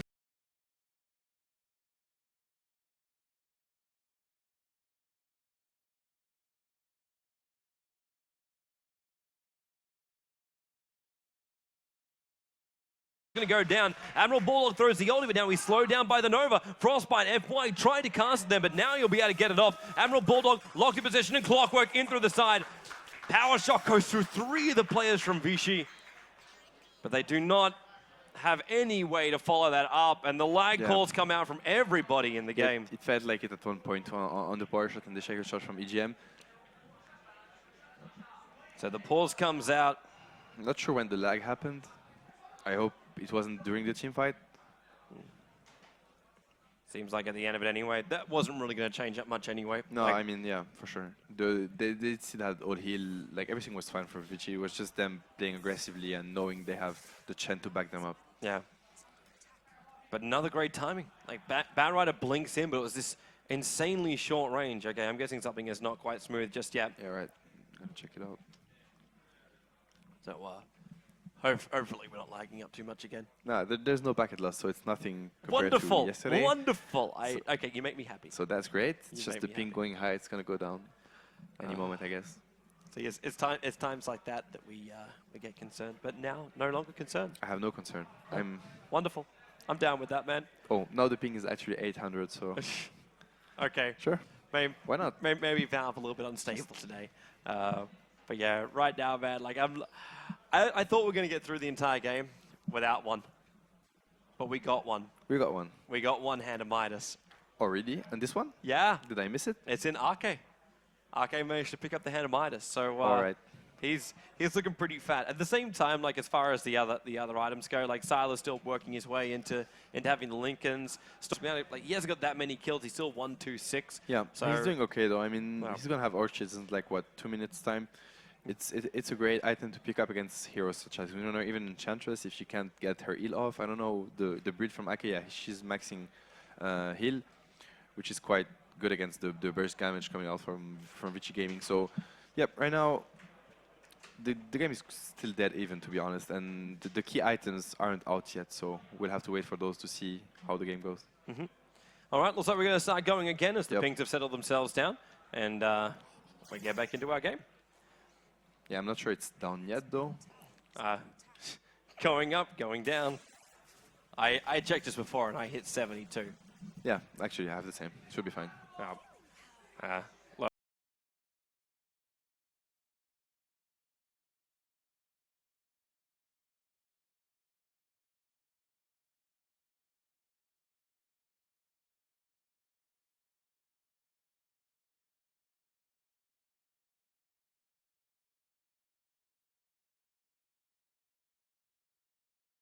It needs a little bit more of a heal. Got a funny feeling that DK now, yeah, you could hear him getting a little bit louder, which normally means they want to try and rotate down. And now it's taken some, assuming. It's 400 again.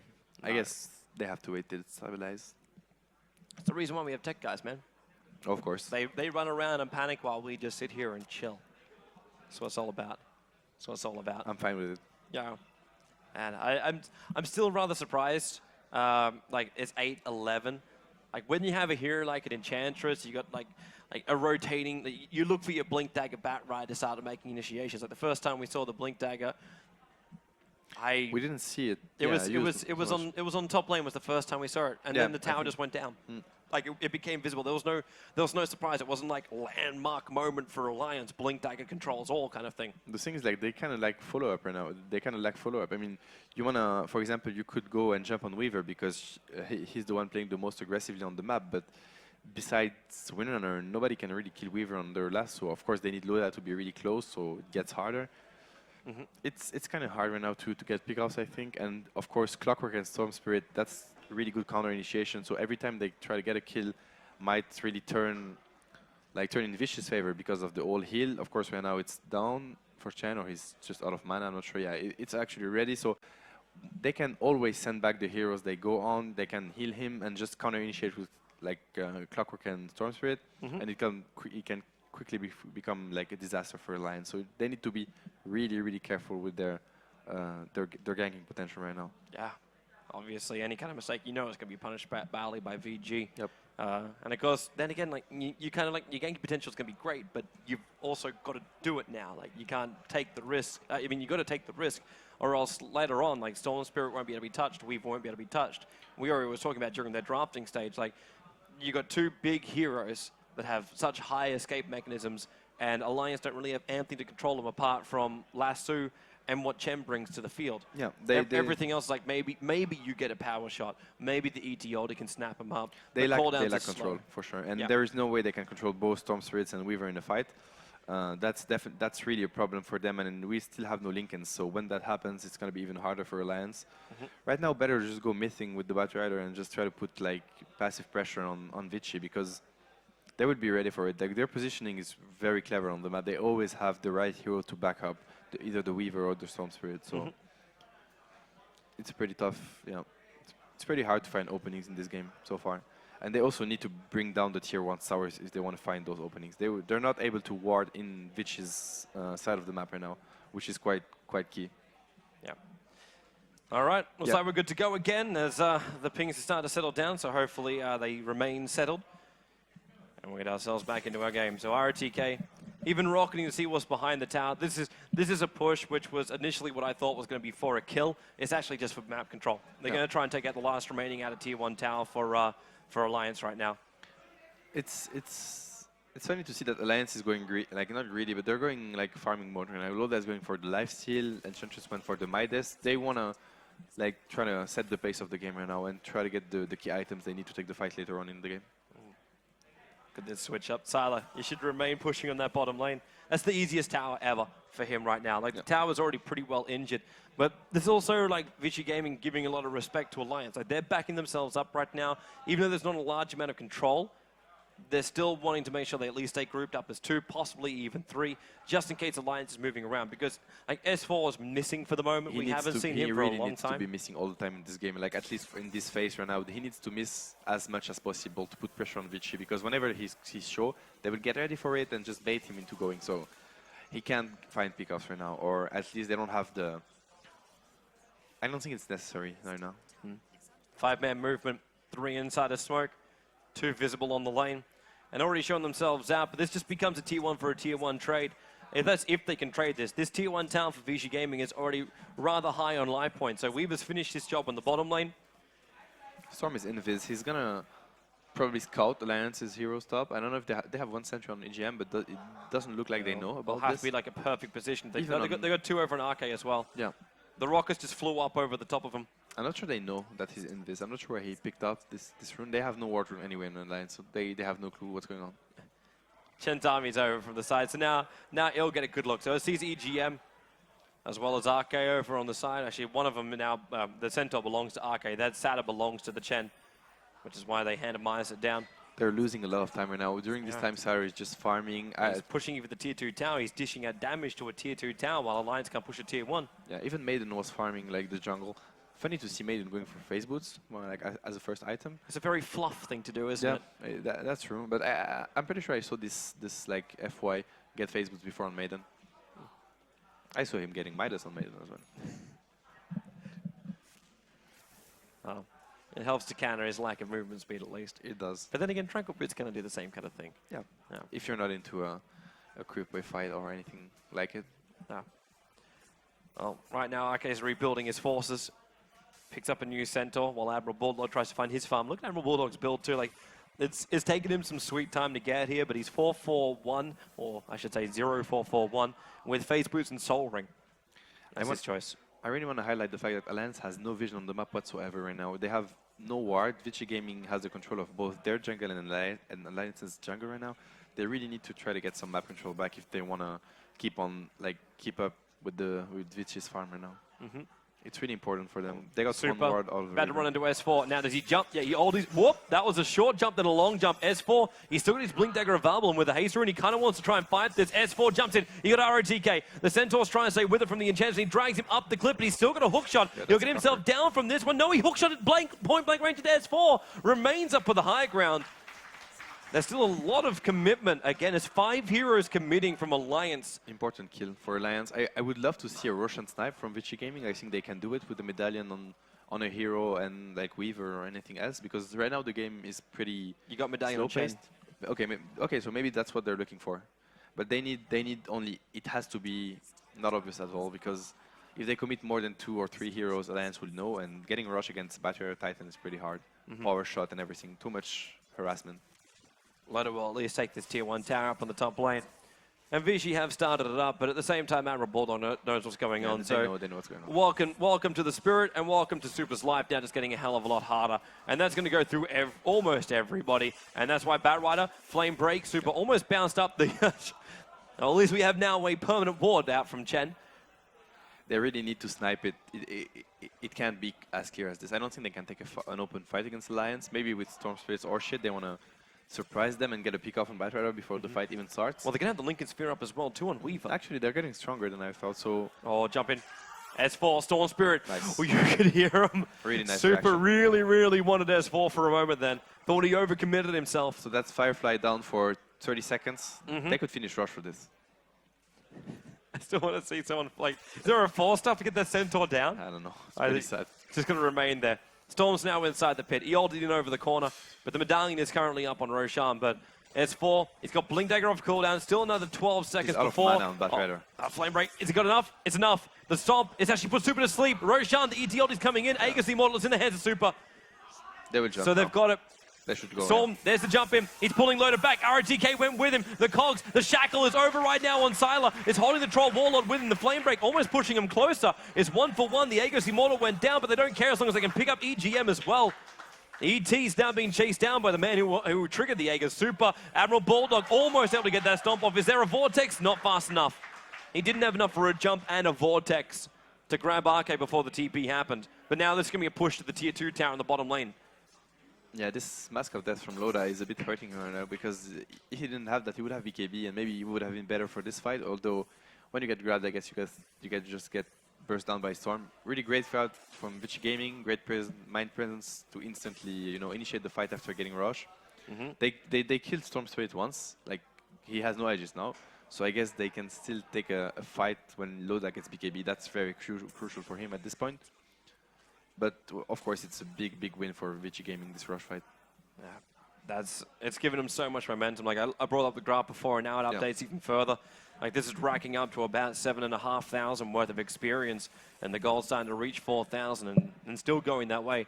But the more important thing is now, finally, that Lincoln Sphere is up for Sylar. This makes the control abilities of Alliance now become even more, like less. Like you've got EGM, who's looking for a 4-star, but he's still got only the Shackle. Maybe you can use the 4-star to trigger the Lincoln Sphere. Enchantress, trying to get towards an Aghanim Scepter, still another 2,000 gold away from that one, but it's still like, you're looking to trigger the Lincoln Sphere. We've got Elder Titan thinking about BKB at this point in the game. Bad Rider's going 4-star as well. Like, the amount of things they've got that's able to control the Weaver is getting less and less. And the Super, I don't know what he's going to go next, but actually now I do. It's going to be a Lincoln Sphere coming out from him as well. Right. Ake got a mech as well. He's not going for Aghanims. Super. Clockwork's only a little bit away. No, he's not going to jump, and he goes backwards. Yeah, the farming is going to start from Weaver and Storm right now. They get the items to sustain the mana regeneration and everything. So on that, I mean, they still have the Elder Titan. That's huge damage that you can never underestimate. That is true, man. That is true. Chen just melts. If they can just like find the Chen, of course it's the main target to burst down right now. Well, that's because if they don't kill off the Chen, he just gets everyone alive again. Yeah, it's impossible. But his positioning will be perfect, of course. I don't expect him to run into the tower. Well, that tower's almost dead anyway. Yeah. Like that tower's only got 445 life points left. They're just going to take a little bit more of a little bit more push coming out from VG, but they're moving themselves back. They realize too, like Alliance is already down there, so they rotate faster. They get more farm. They say we're farming at the Radiant jungle all the time too. Yeah. It's actually quite good sometimes to just gather S5 when you know the opponent is scared and just force them to TP to get the map control back. And it's a waste of time basically. They have to like use TP gold, and you can just catch them out of position once they reposition on the map. When you have Clockwork and Storm Spirit, it's easier for you to find openings if you just force them to reposition like constantly in the game. Well, movement down. Sylar now just found himself possibly the nicest rune ever, and Super's going to take it. He was afraid that Sylar got it. That's what he playing for. I don't know. There's no reason to waste that much mana. But then again, he's got a regeneration coming through at 14.3. We're going to take into account, it's only a level 2 aura coming out from the Crystal Maiden so far. Yeah. But once that comes up even higher, then Storm Spirit's regeneration, once he has what could also be a Bloodstone, like that's just, it'll be through the roof. It might be Lincoln's though against the Batrider, but of course. I feel it should be a Lincoln's, just because like then they cannot be controlled. Can also be a Battle Fury if he wants to. Nah, maybe not. Maybe that's a bad idea. Hey, well, that was a done thing back in the day, wasn't it? Battle Fury? It was good DPS. No. No. It's not going to happen. Just straight up no. I mean, they have 4-staff on Batrider now. As we said, BKB on Dota. Dota. He can't use his Blink Dagger. He keeps getting attacked by different things. He gave the vision of the Firefly, I think. That tower. That tower's in with deny range. And yeah, Windrunner's going to, or Wind Ranger is going to be doing that. Yeah, it's still okay. RaidCall is looking for a hook. Good positioning from Ak is looking like he knows what's going on. Yeah. Now Huawei's just got to keep him. It's almost like watching the familiar micro. Always keep him between the two. I'm not sure what side I wants to go for. Probably Desolator, like they usually do, but they have decent damage output right now. And actually, maybe to take down low-down BKB, Desolator is needed. I was thinking of a BKB because of all the burst damage from Alliance, but we'll see. Might be one of those. I'd like the Desolate a little bit more from Vici. Of course. Because with that on Sylar, then you got your other option for split pushing. Then you can look to take out your towers just by yourself. Yeah, you don't always they need like your disable. I guess he has the time lapse to just get his life back and keep on fighting. Yeah. That was that whole thing about the split push when we were talking about it before with Alliance, where like you want to have both Nature's Prophet and Weaver because you can do that kind of split push. It's the difference between I can move everywhere on the map or I can survive no matter how deep I go on the map. For sure.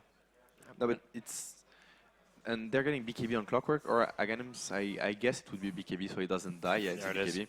So they're looking really strong, Vici Gaming right now. They're getting it's a really slow advantage they're building on because Alliance has a great farming potential with those Midases and of course the Gyrocopter being a huge farmer in general. I'm still like I want to see S4 being more aggressive on the map. I don't know if it's possible. Of course, against the Storm Orchid it's really hard, but he might also pressure. I mean, Storm doesn't have Lincolns yet, so I mean, he can get caught as well. Yeah. Weaver.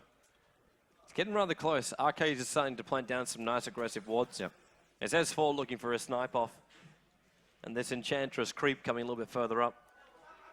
Just being a little bit more of a scout than anything else. And Super, yep, he'll look for, I don't know, free, I don't know if you can really class this thing as free gold or if it's worth it. S4, ooh, there's still that haste rune on Super. Dragging him on a cliff doesn't really kill off Super when you shackle him to the tree further down. And the ET ulti, combining up with the Spirit on top of him.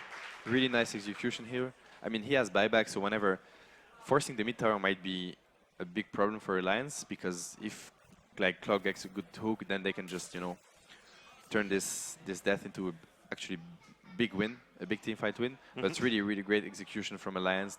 This 4-staff pullback and into Shackle Shot was really well done. It's amazing too the line he got. Like he came down this direction to make sure he still didn't cut these trees at the back. So Windrunner still had something to use. And the ET ultimate timing, of course, was important because he could have break the trees. Yeah, that was amazing. Maybe even at that point, like, maybe I go something a little bit more tanky. I'm still looking at a Weaver who can now afford up both his Mithril Hammers. He's at 3,500 gold right now and pushing the top tower. Lincoln Sphere, of course, is going to trigger when you throw a shackle like that. Yep. But Weaver just escapes. And there was 3 heroes that started moving up towards that top lane. Bulldog as well as EGM came up. And you had S4 making a slow movement up there too, just in case he could get himself a Blink Dagger, Lasso 4-staff back. Right now, it's basically all about the next rush. I mean, of course, Vici has the upper hand. They're dire. Yeah, that's just not nice. Throwing down an Observer Ward, having a Sentry Ward just on the edge of the range too, but they have a gem now in the hands of VG. That's something actually quite good when you play against a gem and it's uphill. Whenever it's unwarded, just put it on the same place because it's actually the less likely, they might not check it I mean, you might win 2 or 3 minutes before they check it again. So, yeah, it's all going to be about rush. If they can snipe rush, Vici Gaming, not even snipe, actually do it because they're in position to get it. On Storm, it's going to be really hard for Alliance to take a fight. Alliance has to defend that. And they can. With Elder Titan and Battle Rider, it's really easy to get in good position. They're going to have to fight, man. They're going to have to fight. Roshan spawns up in a minute's time from now. But with the push coming in from Alliance, they know also they can't just go in for Roshan unless they take out that mid-tier 1 tower so they can stop the support. Blink in Lasso. Corlan's in a really good position. Same with the ET ultimate. And then the Shackle over towards the Chen. He'll get the mech off. The Hand of God is still on cooldown for another 5 seconds. And CM dropping the ODS 4-staff away, but he's going to be brought down. Admiral Bulldog has himself a double kill. EGM is very, very low on life. They're getting these Weaver bugs up, but FY. He came in for one last Nova to pick off his opposite support. And Fenrir, the Hand of God. He used it, but it was too late. Jaro's damage is enough. What a fight from Alliance. That was awesome. And I mean, Loda has 4k gold on him. They pushed in without... he got buyback for this rush, so he was able to contest it after the fight. So they didn't even need damage on Gyrocopter. It was just perfect execution. I'm not sure how Weaver died. I think she got shackled with Chen. That's what happened. Yeah, I think so too. There was like a Lincoln Sphere animation Great map surrounding presence. it. So Great execution from Alliance. Someone must have cancelled as Lincoln so the shackle shot could actually latch. And I mean, shackle shot on Weaver and Shen, you couldn't ask for a better one from EGM. So awesome play from him. I don't know. Okay, the Spirit's watching Roshan move back in now. But the Hellbearers keeping very, very close tabs on this guy. Like Vici, they won a great fight around Roshan before. Obviously, that one is going to drastically change our experience graph. And in fact, the gold, for the first time in almost 25 minutes, Alliance have the golden lead again. That's only just. That's a huge turning point for Alliance, actually. That's a fight they shouldn't win, at least not that hard. I mean, 4-0 or 4-0, 4-1. But they've really now huge. lost this. Like they won the fight, but they haven't come in to contest up Roshan. That's just a dire advantage right now. I mean, Radiant has good sides and Dire has Rush. They had to be ready for that one, but of course it's really hard when you just pushed and took a team fight. So either you TP Fountain because you know that you gotta fight for Rush, or you just let it go and try to look at that line. Like the line of S4 was drawn this way. It's instantly already calling like the line of Vici. That's very interesting from Loda. He's going for Satanic before anything else. He's not getting damage. Is he really just looking to survive through these fights? Yep. That's interesting. Considering the high level of control that comes out from VG, I'm surprised he's even attempting this. Yep.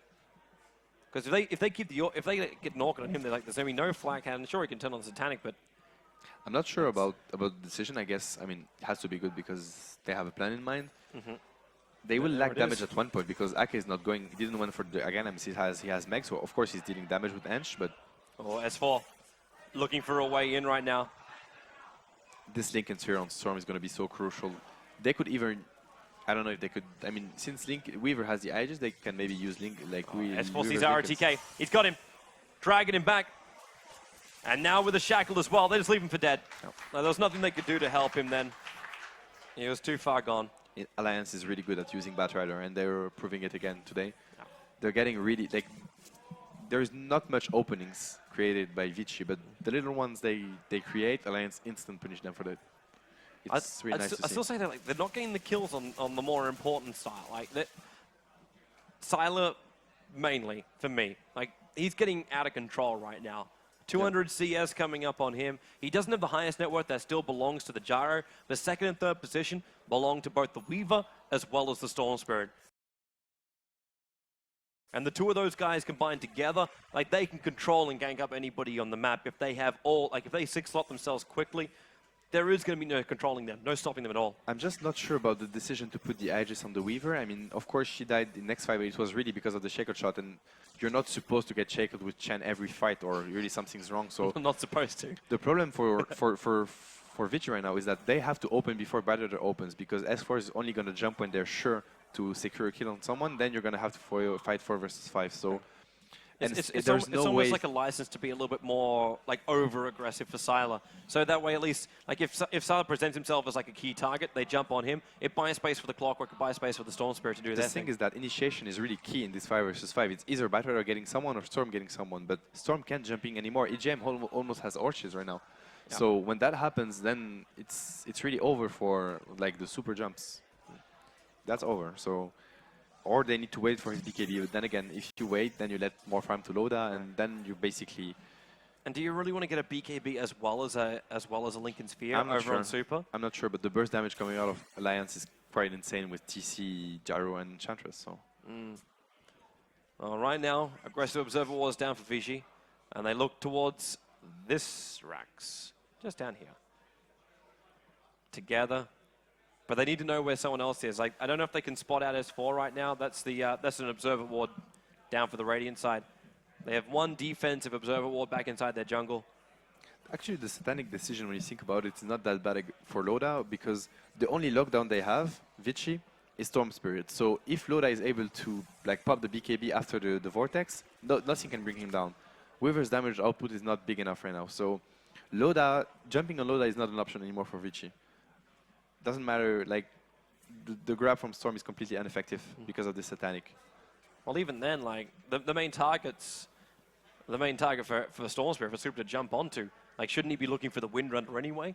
Get rid of that shackle straight from the very, very start. Maybe if Windrunner you can, like, is stop a the really good ET from target. casting any ability. Definitely. Windrunner is a great target for Storm to jump on. That's an easier target for him to pick off as well. Yeah. With that he has Orchid to be like careful this. of the Battle Rider, though. Move up towards that top lane, Sylar. He's only got like maybe another 2 minutes left on that Aegis now. And this just turned into like Aegis safe farming. And Alliance will probably be happy to just let this like tick out. So that's a BKB on Weaver. He's got a lot of money, man. Yeah. And what was okay? Well, I suppose he'll wait until the you won't want to wait till the Aegis drops. We could put the wand back over on the courier. Pick it up after Roshan reclaims. So we have a 4-staff on Maiden as well, the 4-staff on Shen. The supports are getting farmed on both sides. The Midas is of course paying off for Aki right now, so since we're almost 40 minutes in. He's starting to level up Untouchable, which is a good choice against the physical damage output of Storm Spirits and Weaver. It's quite needed for the Enchantress right now.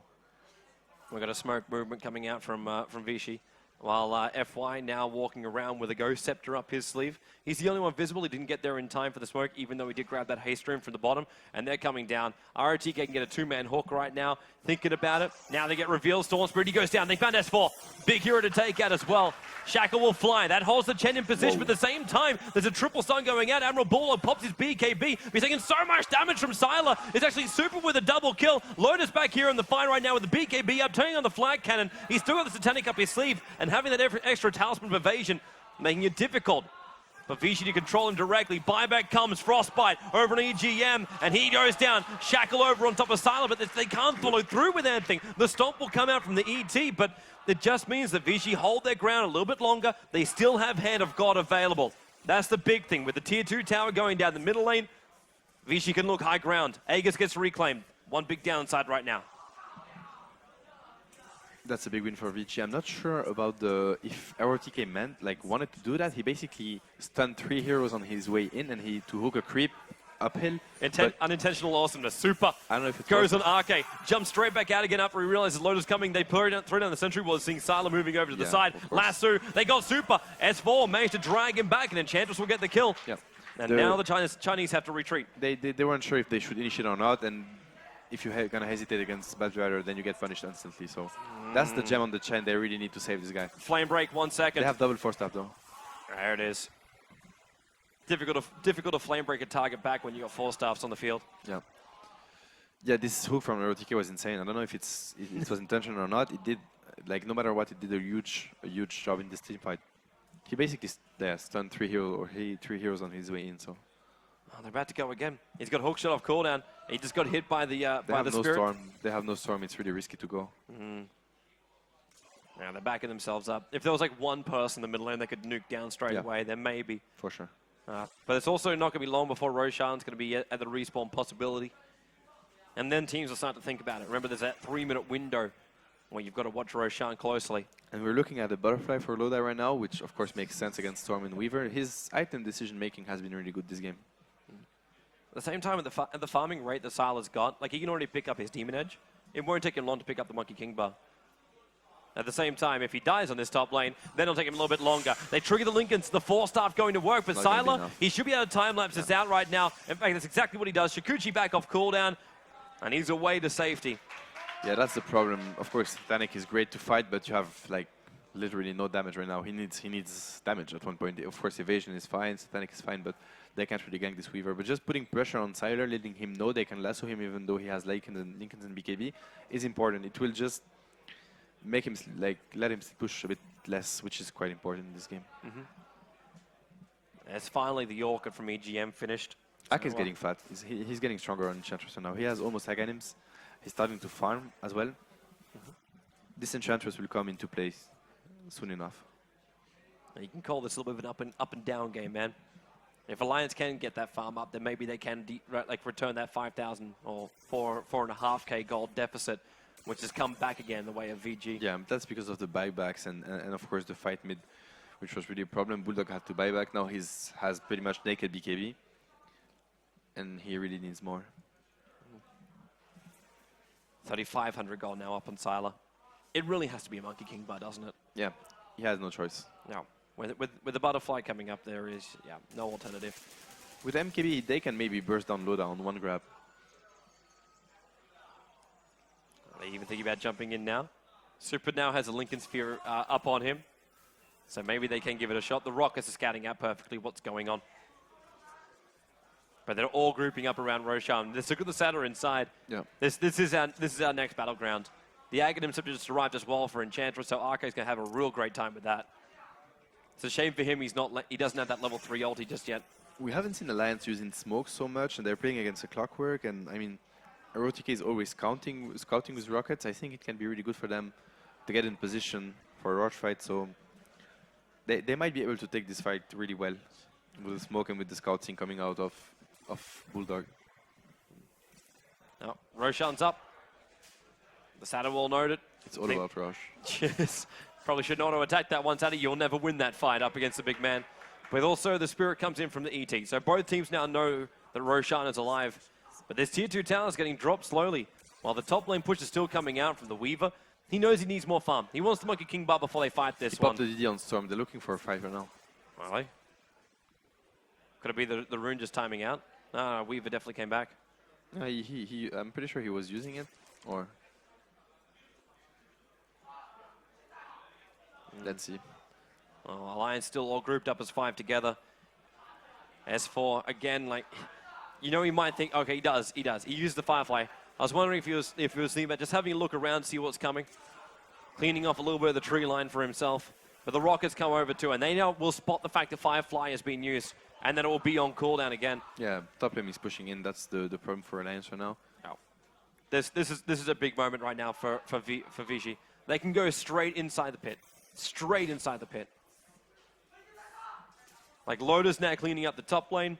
They've got a big opening. Yeah, they see that Loda stops, so they instantly try to rotate on Rush, but of course, Alliance is aware of what's going on, and they're not going to get Vici's sneak Rush right now. It's too important at this stage of the game. Loda's already coming back. Yeah, of course. They're going to be ready for this. RTK, he's just like baiting out the Hawk. It's like he just assumes there's an observer ward there. The flame breaks in there. Roshan's already down to half of his life point. If they see Chen, it might be a really good jump. Storm's already moving up. He's body blocking out. Storm is protecting the Chen at all costs. If S4 wants to go, he has to go through the Lincoln Sphere. They could so use the smoke right now, honestly. Against a Clockwork Rocket, might be really good for them to get in position. They don't even need 5-man smoke, just 2 or 3 to rotate behind Chen and just catch him.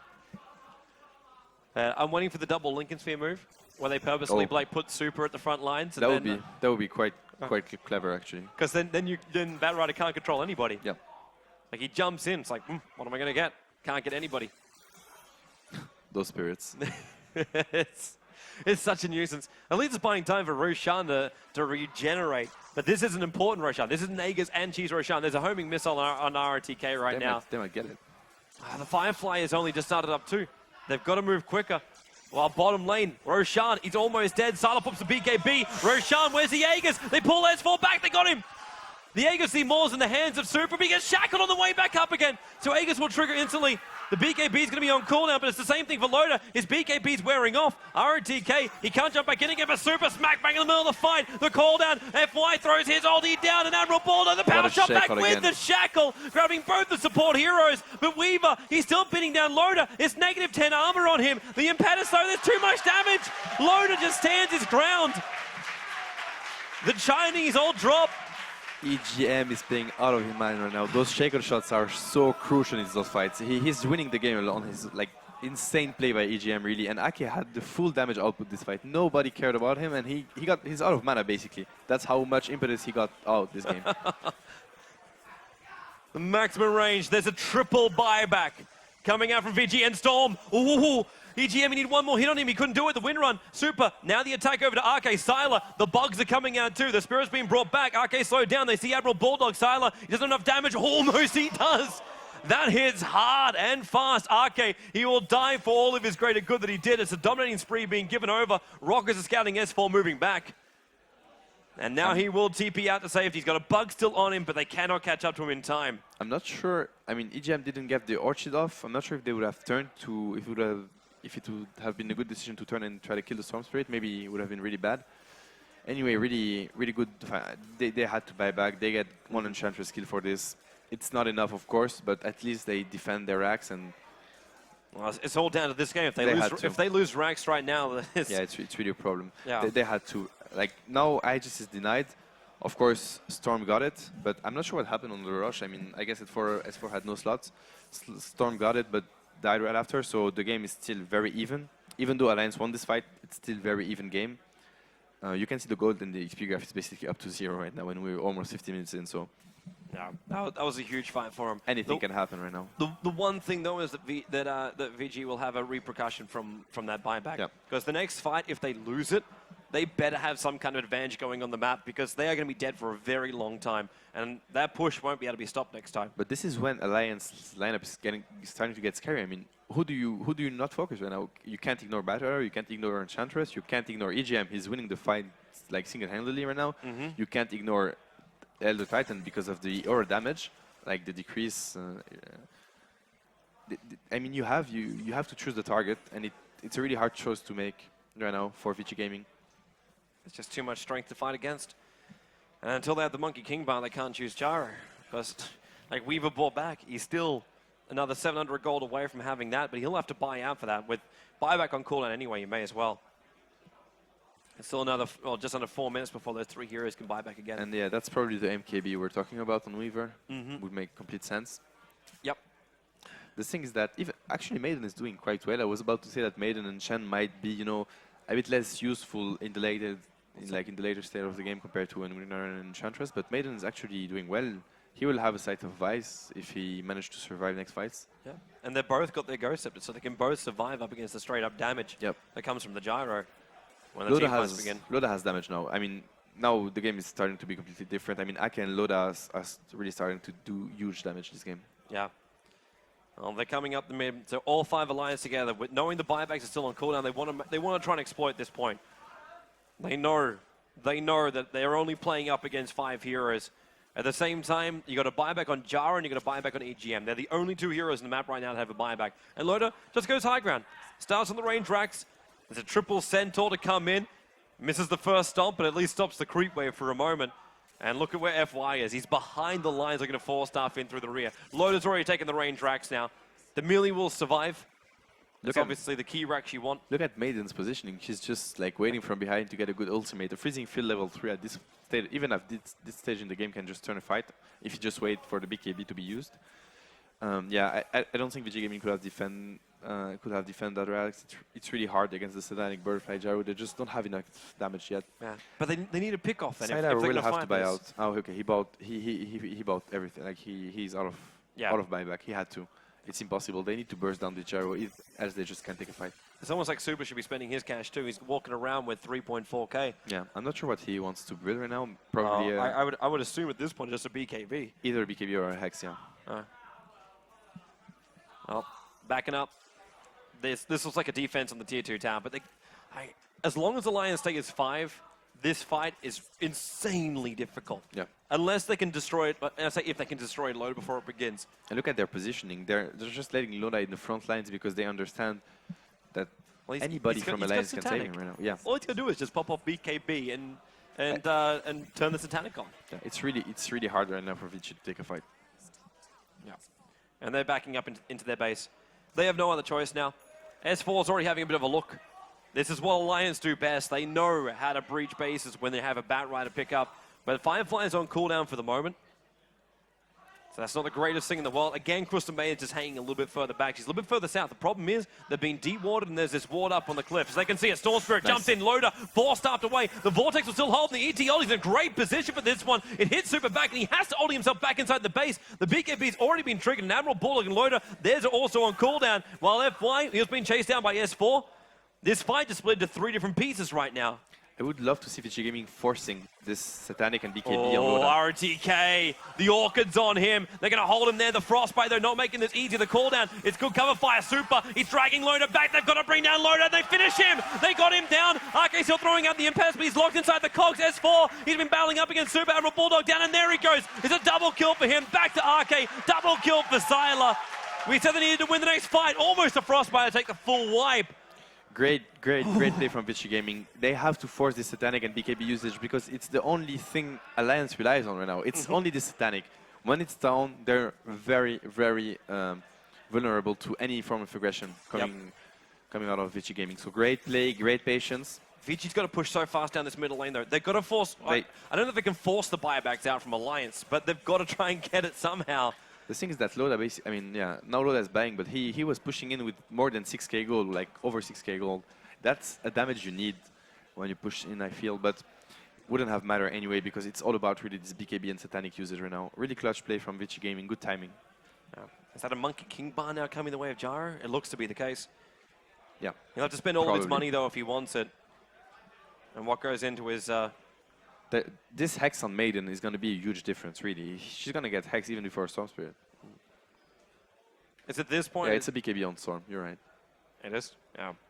It's just the survivability. Like, it's the ability to jump in. And it's a 10-second BKB. Yeah, I almost want to have flashbacks to a certain Dream League game when Lotus started getting that BKB down, and it went to 4 seconds on the BKB. Yeah. And it was at that point, it's like, well, okay, we go up to fight this one, 4-second BKB pops. Oh, wait, I can't trigger anything anymore. And you can get controlled up. Like, Storm Spirit will be like, okay, BKB's off, he's the target. Of course, but the problem right now, I feel like Enchantress can be as big of a threat as Jaro in this game, but of course, when you find downhill against Vici's lineup, it's pretty hard for Ake to position, especially because he has no positioning items whatsoever. He has no 4-star for anything that could help him to get in position to do decent damage. And I know somebody in this crowd right now that would describe that as a drastic change in the experience graph. Right? Down to 12,000 in favor of Vici Gaming. Yeah, that's huge. The gold is nothing. I suppose at this point, too, it doesn't really matter that much, considering it's all about racks and positioning. But just to see that level of control come back in the levels. Like, Weaver is so fat. Like, he's got 3.2k gold. He can buy back again. This is risky from Alliance. Vici Gaming is all, like, sitting in their jungle. The lane bottom is pushing, and Loda is showing top without a TP. That might be an opening for them. Yeah, he's got to get back. Like, If what's he going to do? Like, sell drums? It's almost like he's trying to go into a rapier right now and just need the farm for it. But that's a dangerous item to get during this game. It actually makes sense. I mean, since you're... It's all about the Satanic. It's all about this first go, right? If you don't win the fight on the Satanic, you lose the fight. So basically, if you have a rapier, you're just doing more damage. You're going to lose the fight regardless. Oh, they're coming in. They're coming in. Super's going to jump, and they want S4 to start with. 1 4-star, but he's already ordered a clockwork and a hook into it, and they got him. They got S4 down a little bit deeper in. Now there's a BT's coming back. That's S4 coming back into the fight. And they're just going to back up right now, VG. The Wind Ranger's already gone down, 4-star away. It's getting Crystal Maiden away to safety. And they're trying to chase her down. Like, what are you going to do? You bought back a Wind Ranger as well. You got a double buyback, and you still haven't got a kill. Homing missiles on the way. Blink Lasso, this could be one. RTK dragged back for the moment. There's another call down. RTK, the cogs will come down, try and split up the fight. Fenair, he tried to go with the mech to keep him alive, but now he's stunned up with the stomp into Roshan. Might deny himself to the big man, forced up onto the hillside, surviving. Storm Spirit even deeper. That Venom, that's enough damage. Weaver got him. They've got him down twice over. Sylar's going to keep on fighting. Amra Bulldog will now go. It's a triple kill for Sylar. Back up. They need Loda dead. He's still got Satanic. Now he can trigger it off, but can they? Yeah, they can. There's enough damage to get through that. Fenrir comes in. It's an ultra kill for Sylar. 22-31. They will take now the 4th Roshan of the game. 53 minutes in, and the fight against Alliance. That was just amazing. What a team fight from Vici Gaming, honestly. This 4-staff usage, this turn back, amazing fight from Vici Gaming. What a control. Once again, they show how strong they can be. I'm just amazed. Superb fighting. Like this Fenrir just jumping around with the 4-staffs, like, and just moving every time, like looking at the right direction. How awesome was that? And all the time, like, Alliance were chasing him down. Like, they spent so much time chasing CM, then they chased the Chen, and Sylar's just there going, well, sweet, space in the world. And the Desolator attack came in, and then the Gemini attack over. And the fact they killed off Batrider twice over after he bought back, and Windrunner the same thing as well. That's really the mark of top teams. I mean, you're getting chased, you're losing hero after hero, and in this chaos, you're still able, of course, the crowd is cheering, and they have no headset, so in this chaos, you're still able to scream and reposition and organize yourself to turn and get a good fight and actually like team wipe Alliance and get rushed. Just an amazing fight from Vici Gaming. And that's a Hex on CM, that's the gem lost again on Alliance, so they don't see Weaver anymore. They don't even have reveal for Weaver, you know, they really need to get something to see the Weaver. Of course, the gem is the best option. They lost the gem though. That's why you just saw it. Like Fnatic just took it all back. You need him. That's a huge problem. They don't even have sentries right now for Weaver, so they won't be looking for a fight. They really need something to see that Weaver, as they really have no chance in the team fight. There's the Monkey King bar for Loda. Yeah. So no Rapier. Yeah. Well, if he had the Rapier during that last fight, the game would have been over, of course. Oh. I don't know. Sure. Like when he had like that three-way fight with the Satanic, it could have been very, very close. But the risk was just too great. I think they need lockdowns before they get Rapier. They need secure Hex on someone. I don't know. They're really far from it. But Admiral Bulldog's attempting to get there, but he keeps saying he shorted up. Like in EGM's the same kind of thing. Because right now Sidar can just run off of Flak Cannon's damage and come back. I mean, Rapier doesn't really matter at this stage. They really need more lockdown for it. Yeah. Vici is getting themselves ready to jump in through the mid, while Bad Rider's just hanging up on the top, but Bad Rider does not have a TP scroll. He'll have to sell his wand or bottle in order to pick that one up right now. No, no, they have Aegis, they have Cheese. Oh, that's for sure. Nah, never mind. It's late game. Yeah, he can just TP. Ignore that, peoples. I mean, they have Cheese, they have Aegis, but it's still insanely hard to push in again a Bat Rider plus Elder title combo. So Vici Gaming needs to play this really smart and need to be really careful with that opening.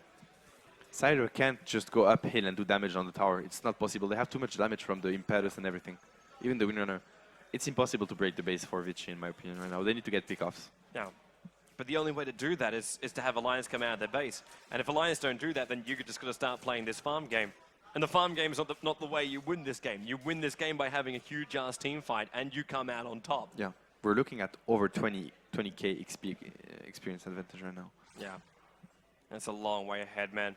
But look at Alliance, the way they've done this. Like, Bad Rider already pushed out the top lane, as I incorrectly called before. Like, you got the BTs up on him, so he can just push out that top lane completely and then just come back. And the bottom lane's doing the same thing. Like, you've got yourself, like, 5 range creeps sitting down here with 2 catapults. Something has to be done about this. And when you see him move out to do so, now Alliance come out of the base. And I mean, Cyrus' bank account is looking great as well. I mean, he's, like, reaching 9k gold now. What? Can he spend some of that? And Storm as well. Okay, so we basically have 15k or more, what, 20k gold on 2 heroes. I'm wondering if that's just worth buying like a fresh BKB. Of course, it is. It definitely is.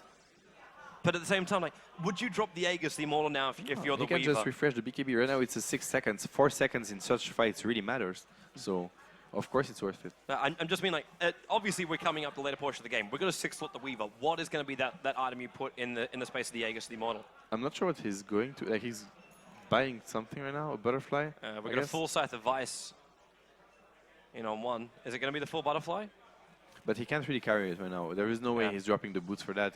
The movement, the mobility is too important against the Alliance line now. If he drops the boots, rather have like Ports right now than butterfly on side R. Is he going to buy the whole thing? Yeah, he does. He bought the whole thing. Yeah, he will just let it in the base. He doesn't want to lose too much gold. I suppose he's still got buyback. So I suppose, what, you die, you drop the Aegis, the Immortal, and then you time-lapse back in again, carrying Get the butterfly. Sure, that's next level. If that happens, that's props. next level. Your eyes open for it. He has to put it on the ground, though, for that. Or in his stash, just a straight grab and then time-lapse. Right. Which is not in his stash right now. Yeah. That's over on the courier. Sylar. It's really risky to push in. He's getting bumped around. Storm Spirit, in he goes. He's pulling S4. They need to bring him down quickly. 4-staff up. He's turned to a chicken 2 and Super. He gets him. S4's on the sideline. And then time-lapse out from Sylar. He's already used his time-lapse. They're having to back themselves up again. The BKB as well from Super. They want being to make used sure so we can do that. They want to make sure there's no buyback on S4. Really smart back off. Now that they realize there is none, if they do so, of course S4 can just be gambling that. They will go in again. They want to know if there's buyback or not on the battle, and there's not. There's not. So it's really tough position He's shot for back at 900 gold, and now the 4-staff in that side device from the Crystal Maiden. Going on Admiral Bulldog and Super. He does a double jump, but he goes on loaded this time around. They trigger him off, looking at Sphere, but turn him, and they can't get him. No, they can't. The Shackle, they do manage to bring down Super. Loader's on the sidelines. Crystal Maiden needs some more speed to get out of here. They use the Meg Charge. Storm Spirit's on the sidelines for 100 seconds. That's a big kill to take, but Sylar, he goes on Arcade. 4-staff as she's a hook shot in, going on to EGM. Another attack coming out from Sylar. He wants Arcade. He's already attacking him once, twice. And has to back out of the fountain again, out of the tier 3 tower again. Shackle won't latch on this one. Arcade, he's just trying to harass him down, but out of range of that sentry wall, which is inside the base of Alliance.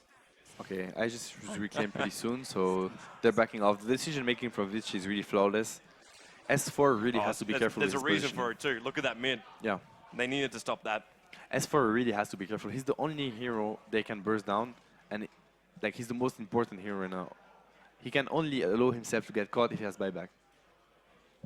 I'm happy for the pause. My brain was having lag during that Right. last fight, and if you guys didn't notice. EGM is like those shaker shots. He saved them once again with this shaker shot.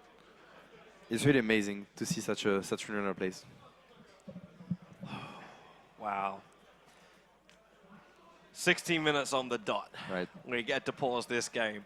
This is the closest game so far of this competition. By far. Hands down. By far. Yeah, Absolute hands down. Exactly, yeah. And what a game to have it on. The winner of this goes through into the grand final to face up against Fnatic. Yeah, oh yeah. Like, Fnatic already played their best of 3 out. And Alliance, the TI3 champions up against the hottest thing out of China right now. We're good to go again. Looks like everyone's finished up with their lagging. And FY, it's still crazy to see that Scythe of Vice up in the Crystal Main. Obviously, we're 60 minutes into, we expected some kind of tier 3 item. To be able to just four-staff yourself in, you get the Scythe of Vice off, and it's the opening for the Storm Spirit, so he knows if he can jump in. And now Crystal Maiden, we had another level of jump. We had a Blink Dagger onto this Crystal Maiden. FY is really like he's an amazing support player. Like from everything I saw in this tournament and before, he has like it's always he provides his team so much map control. He's always positioned perfectly. He has the key items.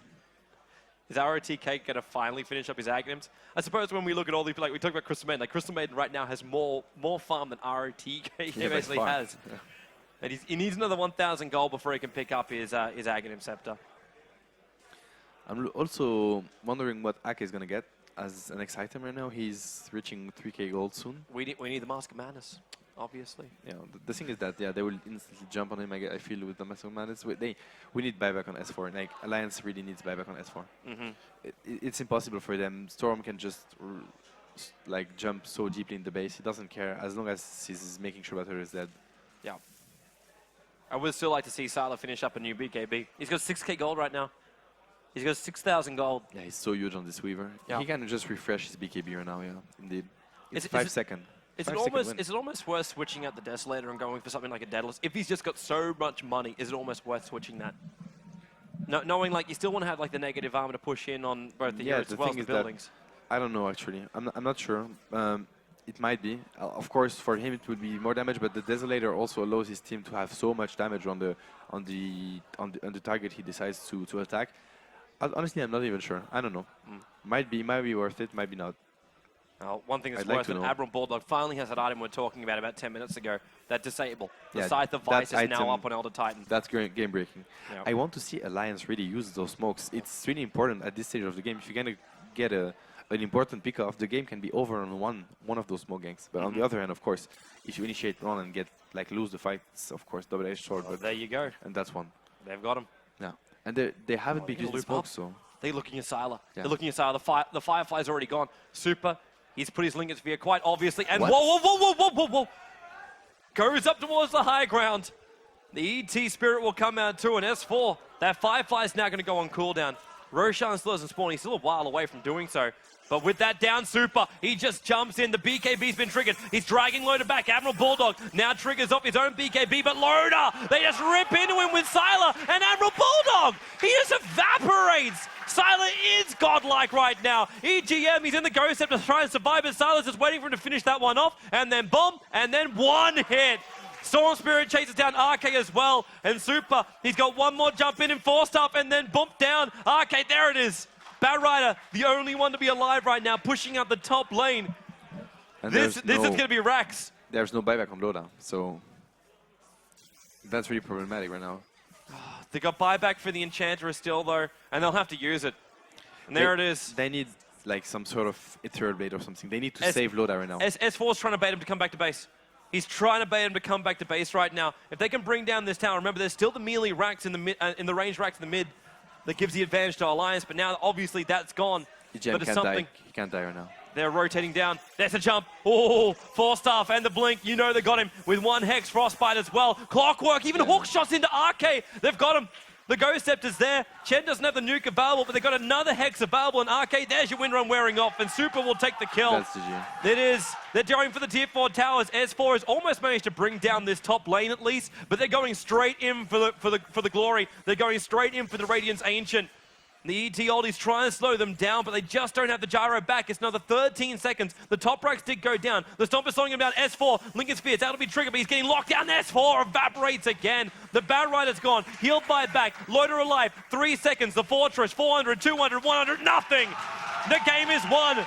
The Chinese are going through to the grand final. Vici Gaming taking out the TI3 champions in 3 games to have a best-of-5 matchup up against Fnatic. After game 1, we thought, you know what, easy China in the final. Now, they had to work so hard to get there, and Alliance pushed them to the limit. Yeah, they definitely pushed them to their limits and out of their comfort zone. It was a great game, really close till the end. Honestly, that fight could have won like both sides. Awesome game, awesome control from Vici Gaming. Alliance showed that they could bounce back, and that of course they can compete with them. But they would they were the closest to take down Vici Gaming right now. It's a shame it's only a best of 3, although it was a pretty long one. We would love to watch more of I that. would love to watch more from Alliance and Vici Gaming, honestly. That game was insane. Well, who knows? Maybe they'll travel over to Europe again sometime, or Alliance will go back down to them. Hopefully. As long as they're not in my group, they can travel to Europe. I'm just kidding.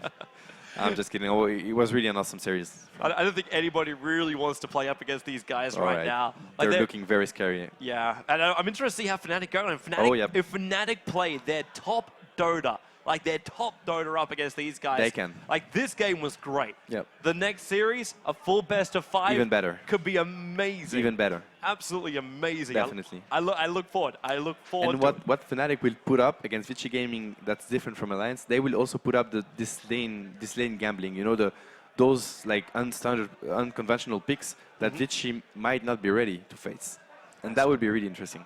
I'll look forward to that one, man. I'll look forward to that.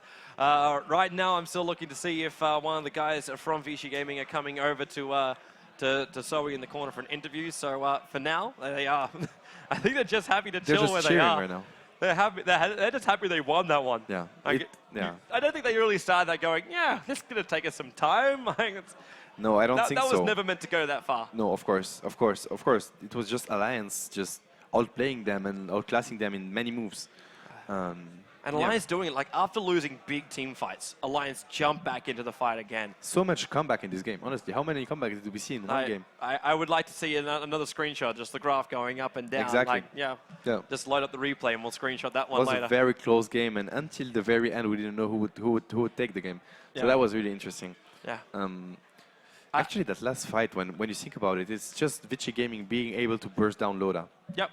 They focused him straight from the start. Like I can't actually see on here how many seconds that BKB got down to on Loda, but it really seemed like his immunity just like disappeared straight away. I would have loved to see an Ethereal Blade on one of Alliance supports or any hero, because basically just something to save Loda from the pain. You need to save him somehow from the first go, from the grab. Yeah. If he dies under the grab or under the hex, of course, then the game is over, and that's basically what happened on this move.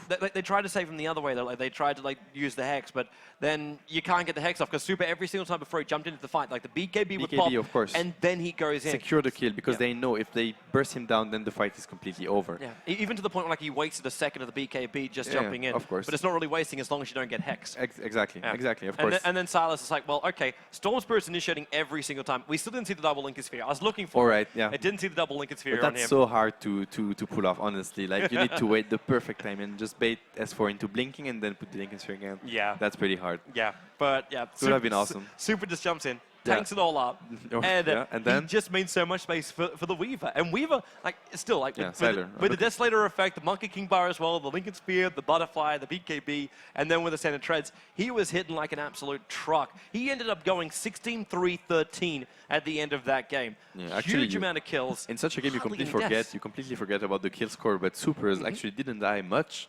And this CM, man, against all this burst damage, he's 3-3-24 on CM. Yeah. This FY player, it's insane. It's crazy. I mean, he was facing a gyro full slot. Even a winner at one point can solo kill CM like this. Arcade was doing so much damage. So that says a lot about FY's positioning in the fights. Yeah. And I could also say something a lot about Storm Spirit too, because Storm Spirit went 12-7-20. He was involved in 32 out of the 40 kills of Vici Gaming, and that's out of 64 minutes. So like you have those moments when you go off and you farm and you do all that kind of jazz, but every single time they wanted to fight, they were grouped up and they were tight together. I think I mentioned it halfway during the game, where it's like there was always two there. Like you're looking for a pickup, but there's always they never two. Yeah, exactly. They're always ready because they completely understand what's going on and they know where the pressure is put by Alliance.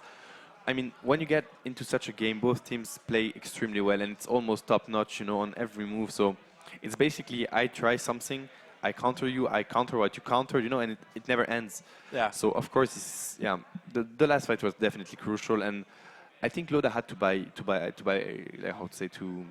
get the Mountain King bar and get no buyback goal. He had to. They needed damage to burst down the Weaver, the Storm. It's not a bad decision, of course. He had to.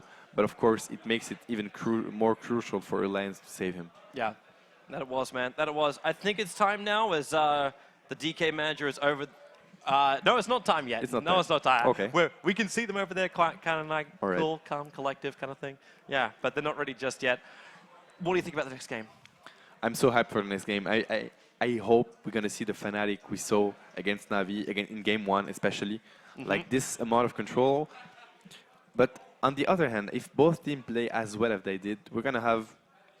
It's never going to end. I mean, if we get the Fnatic for the game 1 and Vici... We'll have like Mega Creeps versus Mega Creeps at the end of it. It's just like, no, we can still defend our base. That's like 200 minutes game. You know, it might go either way because we saw so much control from Fnatic, so much control from Vici. The team that gets the upper hand, either thanks to the draft or the laning phase or the execution, might just get it.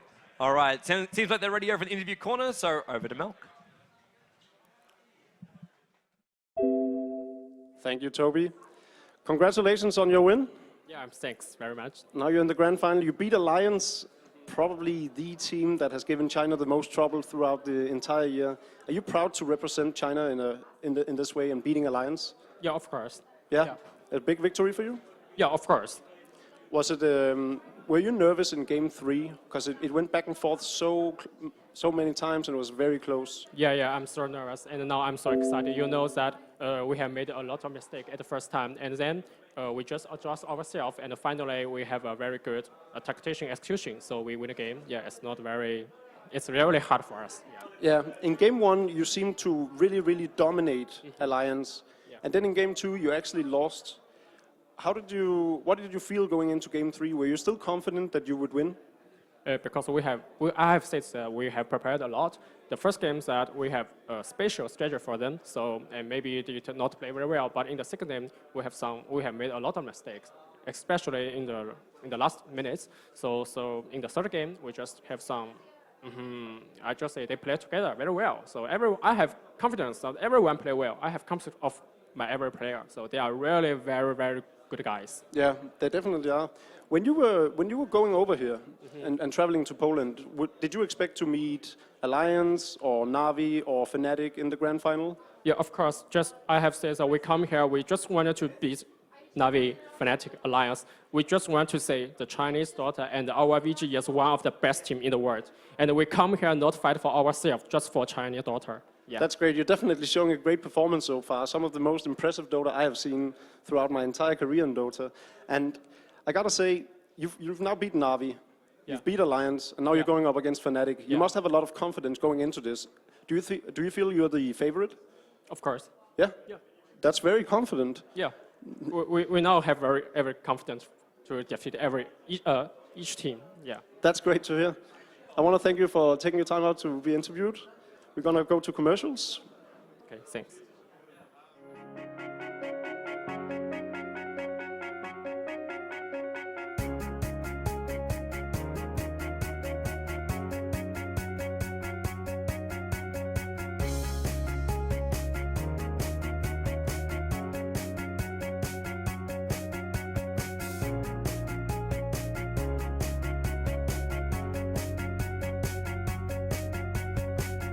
RaidCall, communication for winners.